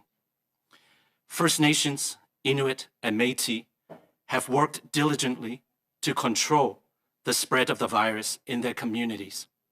We acknowledge their strength and resilience and the hard work they continue to put into leading their communities to safety. It is imperative that First Nations, Inuit, and Métis be partners with provinces and territories in the co-planning for the culturally safe and equitable vaccine access in both rural and urban areas. We are engaging Indigenous partners directly through the COVID-19 Vaccine Planning Working Group, where federal, provincial, territorial, and Indigenous partners have been exploring vaccine rollout in every province and territory for all First Nations, Inuit, and Métis people, regardless of where they live. We are taking deliberate steps to ensure the safe, efficient, and equitable distribution of the COVID-19 vaccines across Canada, especially into the territories, Indigenous, isolated, and remote communities, and impoverished urban Indigenous settings. We will continue to facilitate the collaboration needed to address barriers to access and to support First Nations, Inuit, and Métis to make informed decisions. We are in this together. Nakumik, Miigwech, Marcy, merci, and thank you. Je tiens à souligner que nous nous trouvons sur le territoire ancestral non cédé du peuple algonquin. En date du 22 décembre, on a enregistré 7615 cas actifs de COVID-19 dans les réserves des Premières Nations. En comparaison, on plus First de Nations reserve. 520 000 cas This actifs de compares to over COVID-19 520,000 été active déclarés dans COVID-19 l'ensemble cases de la reported in the population general Canadian canadienne. population. Malheureusement, Sadly, on a enregistré there have 69 been décès dans 69 les réserves. on-reserve fatalities, Comparativement, plus de comparing 14 to 000 over décès 14,000 déclarés reported dans deaths l'ensemble in the de la overall Canadian population du population. Canada. Bien que les efforts se poursuivent dans les communautés, We les régions continue to work et hard les in juridictions communities, afin de limiter la regions, transmission. provinces and territories Je in reste order concerné to avec la limit the propagation spread of actuelle COVID-19. de ce virus. But I'm still Nous concerned devons about redoubler current levels nos of efforts spread. pour We must protéger redouble our les efforts communautés to protect autochtones, Indigenous en communities, particulier les aînés especially de la elders. COVID-19. Les Premières Nations, First les Inuits Nations, et les Inuit, Métis and ont Métis travaillé avec have worked diligence diligently pour to limiter control la the propagation spread of the du virus in virus their dans communities. leur communauté. Nous saluons We leur acknowledge their force strength et leur and their résilience resilience, et leur as well dur as the travail hard work that qu'ils they continuent continue to put de faire into leading pour que their leur communauté communities soit back en to sécurité. safety. Il est impératif It que is les Premières imperative Nations, that First les Inuits Nations, et les Métis Inuit, and fassent Métis équipe be avec les partners provinces with et les territoires provinces as pour well as with planifier territories. conjointement Together, un accès they du can vaccin co-plan qui for soit juste culturally safe et adapté and à la equitable culture, vaccine access en in milieu both rural rural areas qu'en and milieu urban urbain. areas. Nous faisons participer les partenaires We are autochtones working directement with our Indigenous par partners, directly l'entremise du engaging groupe de them travail through the sur la COVID-19 planification de vaccine la planning working vaccination group. contre la COVID-19, In au that sein group, duquel les partenaires federal, des gouvernements provincial, fédéraux, territorial, provinciaux and Indigenous et partners territoriaux can et les explore partenaires vaccine autochtones rollout peuvent in every discuter province du and every déploiement territory for du all vaccin First dans Nations, chaque for all province et Inuit, territoire and pour for all l'ensemble Métis peoples, des Premières Nations, des regardless Inuits of where they et live. des Métis, peu importe l'endroit où ils vivent.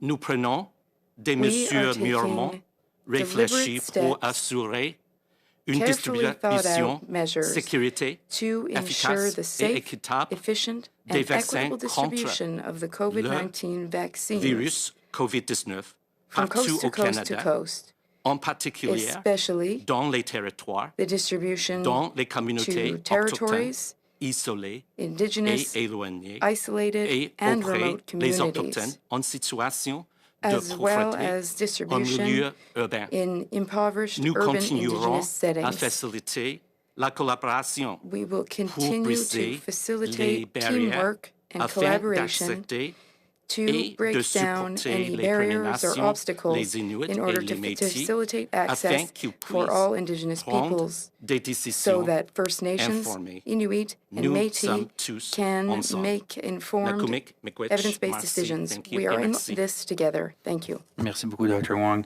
We will now open the telephone line to questions. Vous pouvez poser vos questions dans l'une des deux langues officielles. We ask that you limit yourself to one question and only one follow-up. For those asking questions in the room, we ask that you make your way over to the freestanding mic. We will start on the phone for two questions before turning to the room. Operator, over to you. Thank you. Merci. Please press star one at this time if you have a question. S'il vous plaît, appuyez sur étoile 1 maintenant pour poser une question. The first question is from Boris Prou, Le Devoir. À vous la parole. Bonjour, ma question s'adresse au Major Général. My question is for Major General Fortin. In the technical documents, we're told that the first shipment will go to northern and remote and isolated communities. Can we have more details about this? Where exactly is the first shipment going? How many doses will be in the first shipment? So on and so forth. Oui, alors, Answer. la Major première General commande, Fortin. effectivement, de 168 000 quelques doses. The first shipment will be commande est en voie d'être 168,700 envoyée. initial On doses. s'attend à ce que ça arrive It et is ce soit en voie currently d'être distribué dès lundi le 28. in preparation to be delivered. It will start dans to les be provinces delivered et dans les as of territoires. December 28th, Les, delivered to provinces les and endroits territories. exacts, écoutez, c'est au-delà As d'une for the centaine de exact points locations, de livraison there will à tous les be niveaux. over 100 Sincèrement, il y a shipping quelques points. points seulement au sein des territoires, mais les 3 territoires reçoivent The 3 dès lundi territories will receive leur dose. their doses Alors, as of à ce Monday. moment-ci, on préfère laisser aux provinces et At territoires this point, l'opportunité de provinces and divulguer territories les endroits lorsqu'ils seront prêts à will divulguer. be able Mais to vous pouvez comprendre disclose que where on va they will send continuer the de initial croître ce doses nombre de when sites they're au ready cours des to prochaines share that semaines et information. mois, selon la We will be capacité increasing the des number of provinces et vaccine territoires et delivery selon sites in the upcoming weeks and months, depending la on quantité qui nous est provinces and rendue territories' disponible dans le capacity, temps. as well as the Merci amount beaucoup. of Question suivie. doses we receive. Thank you. Question Follow-up suivie, question. s'adresse au Dr. New. My J'aimerais follow-up question is savoir, for est-ce Dr. que New. Here's l'annonce what I would like to d'aujourd'hui know. change quoi que ce Today's soit announcement, dans does it le really fameux have an portrait que vous nous avez impact présenté on il y a quelques semaines what concernant you presented to us a few les weeks ago étapes de vaccination de la population? with regard to steps and stages for vaccinating Canadians? That is, you said that most Canadians could be vaccinated as of April and that all would be vaccinated by December. Merci Is pour this la still question. accurate? Je pense que c'est vraiment Answer, des Dr. bonnes New. nouvelles aujourd'hui avec Thank you for the l'approbation du question. vaccin de Today's Moderna. approval Mais of the Moderna comme vaccine j'avais is déjà great news. constaté, on a déjà avant As même we planifié have en already attendant que announced, in fact, le even vaccin Moderna soit before approuvé. the approval On a of the planifié Moderna pour 4 millions vaccine, de doses we de prepared Pfizer et to 2 millions de receive doses de 4 million Moderna doses of pour le Pfizer premier and 2 million trimestre de doses of 2021. Moderna Je pense for que maintenant, on a the beaucoup plus first de, comme on dit, trimester of flexibilité, il y a beaucoup plus 2021. des options aussi pour les Now, provinces et territoires we pour have a lot vacciner more leur propre options and a lot more population. flexibility for Comme provinces and Général territories Fortin a to aussi vaccinate précisé, their c'est très residents. important pour les As territoires Major aussi, General les Fortin communautés said, éloignées, it's also very isolées, important to parce get que c'est vaccines to beaucoup plus remote and facile, isolated si on parlait communities de as la well as in logistique, pour Indigenous communities livrer et distribuer les vaccins de Moderna for au logistical nord. Et reasons. c'est sûr que ça va être It is easier bonne nouvelle pour les logistically to territoires deliver quand the ils vont Moderna recevoir leur vaccine to the vaccin, territories, j'espère and the bientôt, territories dans les will be prochaines very semaines. glad to Et puis receive après, their first shipments, hopefully in the upcoming les weeks. doses qui viennent de continuer d'être livrées ici au Canada. After On the attend, après le initial premier trimestre, shipments, c'est sûr, on a we des will continue populations to receive prioritaires doses in au Canada. début, qu'on peut We will offrir le start by vaccin à vaccinating beaucoup priority plus de groups. Canadiens. Then, Je pense later on in the avec year, we au will début du mois be d'avril aussi able pour le reste to de l'année. Je pense vaccinate qu'on est sur le many bon more chemin pour Canadians much more broadly. offrir le vaccin à tous les Canadiens As of d'ici le April, mois we de will septembre really 2021. be on the way to vaccinating Merci, all Dr. Canadians, New. Opérateur, prochaine question. which we expect will be done by September 2021. Next question. Question is from Monica Walsh, The Globe and Mail. Please go ahead. Your line is open. Hi there. Thank you so much for taking our questions this afternoon. I'm wondering if Major General Fortin can give us a bit more insight into the reliability of the vaccine delivery that you just rolled out. Is there any reason to believe that the promised doses from Moderna or Pfizer won't show up on time? Well, we have no reason to doubt on the distribution of Pfizer product. It's been progressing very well to date. We had 74 different sites this week, a few more added in next week, and no indications of any mishaps anywhere. So we're very happy about how this is being rolled out. In terms of Moderna, as I said earlier, we executed a dry run that was helpful in ensuring that we have a good understanding of the different steps and different activities, and it builds confidence with all partners and provincial and territorial authorities that see this demonstration. So now they can make the necessary adjustments. They've turned on their different sites and they're ready to receive, starting next week, the Moderna product. Thank you. Okay, thank you so much. And Dr. New, I'm wondering if, given what Major General Fortin is saying, what you think of provinces that are deciding to hold back some of the vaccine that they're receiving for that second doses. Is that a good idea or a bad idea, given how high the need is right now to get these shots in people's arms, especially in long-term care homes and hospitals? Thank you very much for the question. Certainly, that's been a topic of active discussion among the chief medical officers of health, along with ourselves here at the Public Health Agency of Canada at the Special Advisory Committee.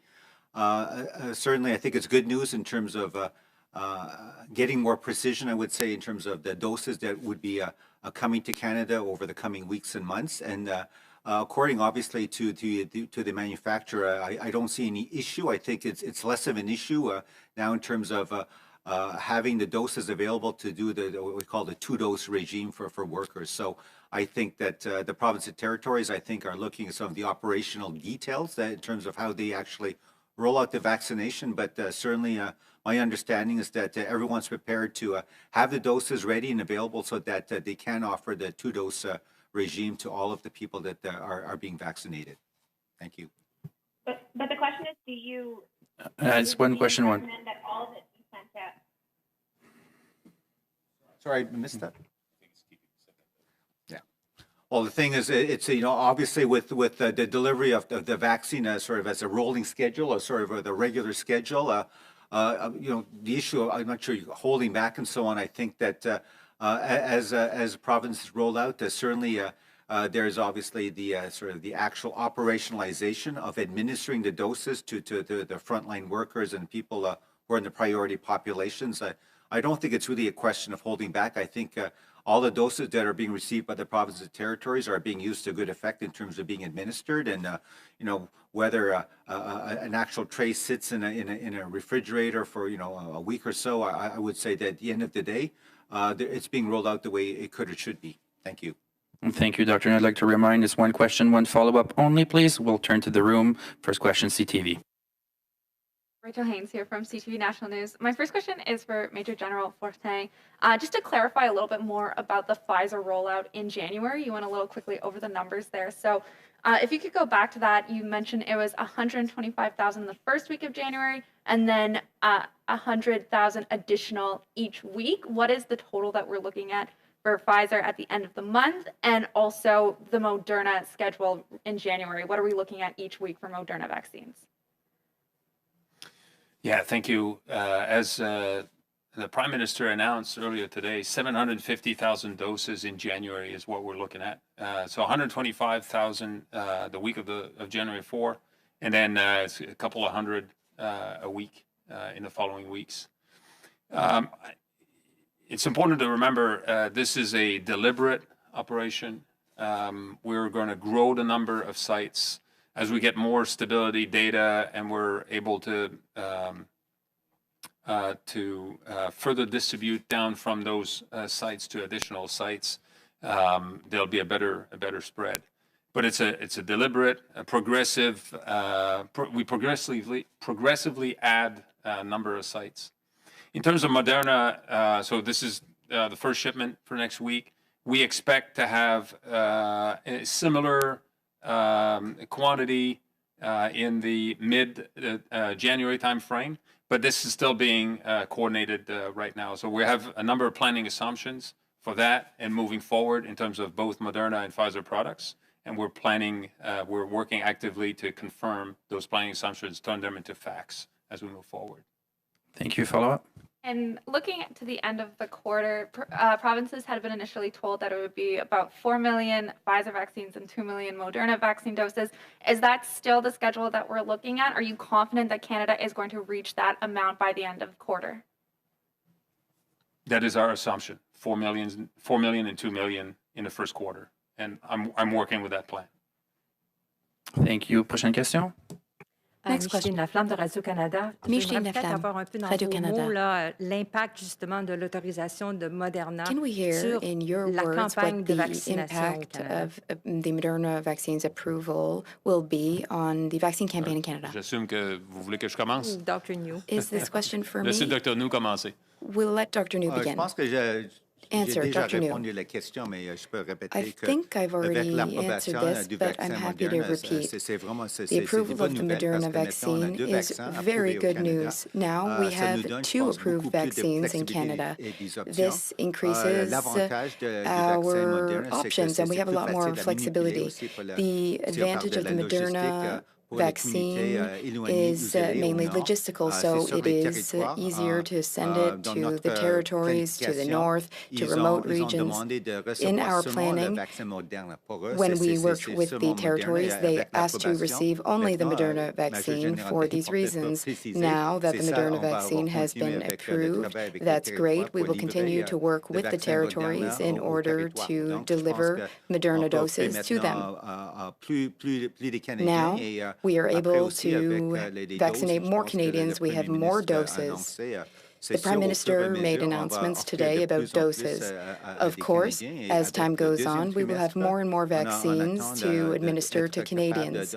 By the third trimester, we will be able to vaccinate Canadians very broadly. We should be able to offer vaccines to all Canadians by September 2021. Answer, Major General Fortin. I'd like to add that this is really, really great news. Now it's time for us to focus on tightening up our delivery and shipment plans. It's winter. Our population is spread over very vast areas. Canada is a vast country, but really this is great news, especially for the territories and for those living in remote regions. Currently, we are squarely focused on shipping vaccines and delivering them as effectively and quickly as possible. That's everyone's priority. We're working closely with our logistics service providers.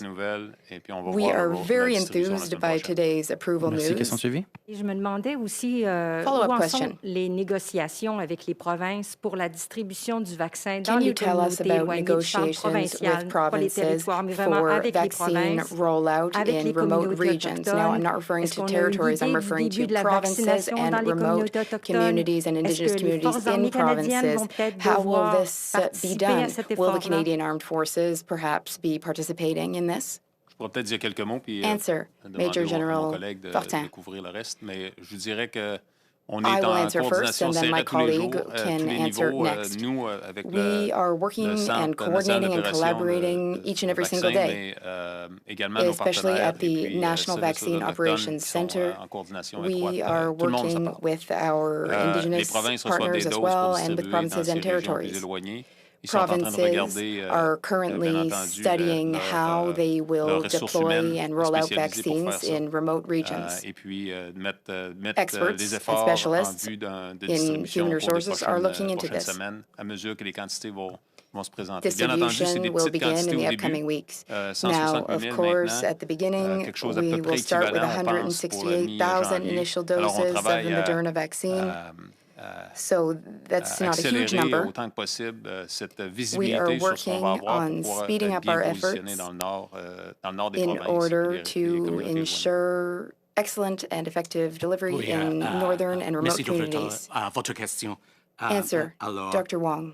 il est impératif Thank you for your que les question. Premières Nations et les Inuits It is les Métis absolutely essential that First fassent, Nations, Métis, and Inuit équipe avec partner les provinces et les with territoires provinces and à la même territories. table pour They must all co-planifier work together hand in hand l'approche in order to jointly plan vacciner their vaccination les approach, gens du Nord. Il est très important especially when it comes to que nous travaillons vaccinating ensemble. northern populations.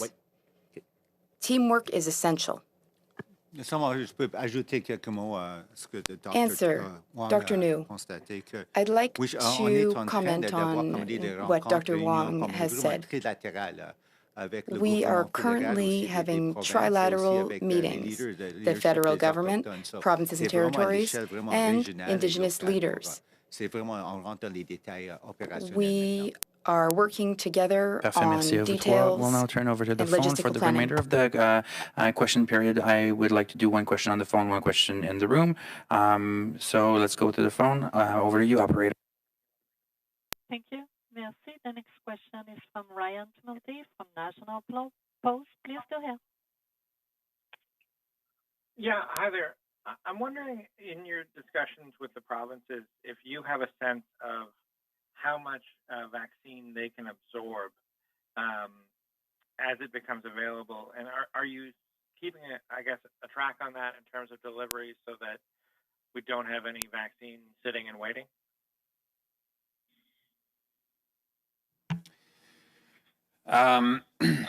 So we very much keep track on quantities distributed at the various sites, and we're in coordination, as I said before, with provinces and territories, with the right authorities. More importantly, we ensure that at all levels we have the right level of readiness, that we have the right equipment, that we are ready to take on additional shipments. So there's more capacity than there is product, for sure, in terms of ability to store at the different sites. There's more capacity than there's product available at this time. So this is not a concern of mine right now. But we continue to ensure that we have the right equipment to store and proceed with vaccination with the provinces and territories. So we keep a watchful eye on what else they might need when this equipment becomes available, ancillary equipment, freezers, PPE, and all that stuff. So that's being pushed to provinces and territories, and will continue into the new year so that we're comfortable with what we have. But every possible site at this stage has the equipment to store the vaccine, whether it's freezers, countertop freezers, or the thermal shipper themselves, which allows you to store the vaccine for a period of time, depending on the product. So that's in good hand right now. Yeah, it's Dr. New. Maybe just add a couple of additional words. I think that certainly with the approval of the Moderna vaccine today, I think it's excellent news because if you look at the characteristics, the profile of this vaccine, it's much easier to handle. In terms of even quote the shelf life, compared to the Pfizer product, which obviously the ultra cold chain logistics, and then even once you open up a vial, you have to use it very quickly. The Moderna vaccine certainly has a lot more sort of flexibility in terms of how it could be used, administered, and with that in mind, I think it will be much easier to plan with our provincial territorial counterparts in terms of how it's rolled out, and certainly we don't anticipate that the vaccine, as you put it, will be sort of sitting around. I'm not sure if Dr. Sharma and others have maybe any additional words to add. No. Thank you very much. Follow up? Yeah, so based on the numbers you provided, 1.2 million doses overall would have been delivered by the end of January. Does that mean, considering we're supposed to have 6 million doses by the end of March, you expect a big ramp up in February and March? Well, I said before, deliberate, progressive. So that's very much what we have in mind. And there's a global demand for vaccines. So the manufacturers are providing in the quantities that have been announced and will produce at scale, and those numbers will increase in the following months. So I anticipate a significant growth in quantities available in February, March. I would be speculating as to what exactly that looks like, but as I indicated before, we have daily conversations with the manufacturers, and we'll increase this frequency now with Moderna as well. So we'll have in the coming weeks more clarity as to what that looks like in February onwards. Thank you very much. And we'll now turn to the room. Next question, Global News. Hi, Chris Lowe with Global News. Major General Fortin, my question's for you. I was hoping you could provide a bit more clarity on the timeline of the rollout next week. So you did mention next week, but can you perhaps tell us when and where the very first Moderna vaccine will be given to a Canadian in this country? We're on track for delivery December 28th in the territories, as well as in the provinces, but certainly we're on track for December 28th, pending any, or unless there are any issue weather-wise, everything's on track for that. So December 28th is when the first Canadian will get the vaccine? December 28th, we can expect to have vaccines arrive in territories, the first vaccines. And sorry, as a follow-up, you mentioned a lot about the northern communities and isolated and rural areas. But is there any talk of long-term care residents in this terms of the first Moderna vaccine rollout? And if you could provide more details on that. Yeah, in discussions with our partners, that they follow the NACI guidelines, including the territories. They intend to administer those populations that are identified as priority groups. So as to the detail, perhaps Dr. New would have more. Yeah, one thing I would add is in terms of the Moderna vaccine and the delivery to the territories, if you look at sort of the NACI recommendations and the 4 priority groups, I think certainly for the provinces, with sort of a more limited supply of the vaccine in the first quarter, that they would focus on that. But with the unique situation in the north, the isolated communities, lack of access to, let's say, tertiary healthcare facilities and so on, the planning assumption has been to really deliver enough vaccine to be able to cover 75% of their population, so that we're not making multiple trips to a small community, say, well, okay, how many seniors do you have, or how many people in a certain type of a situation. I think it's really, in a sense, get it all up there, and then they can start vaccinating their populations as a whole. Thank you. We'll now turn back to the phone. Operator. Thank you. Once again, please press star 1 if you have questions. De nouveau, n'hésitez pas à appuyer sur étoile 1 pour toute question. There are no further questions registered at this time. Nous n'avons plus de questions pour le moment. Thank you. We'll turn back to the room. Canadian Press. Hello, Dr. Noor. This is Mal Hamidi from the Canadian Press. There has been a lot of talk in the recent few weeks on the logistics of distribution of vaccines, especially regarding equipment and transportation and so on.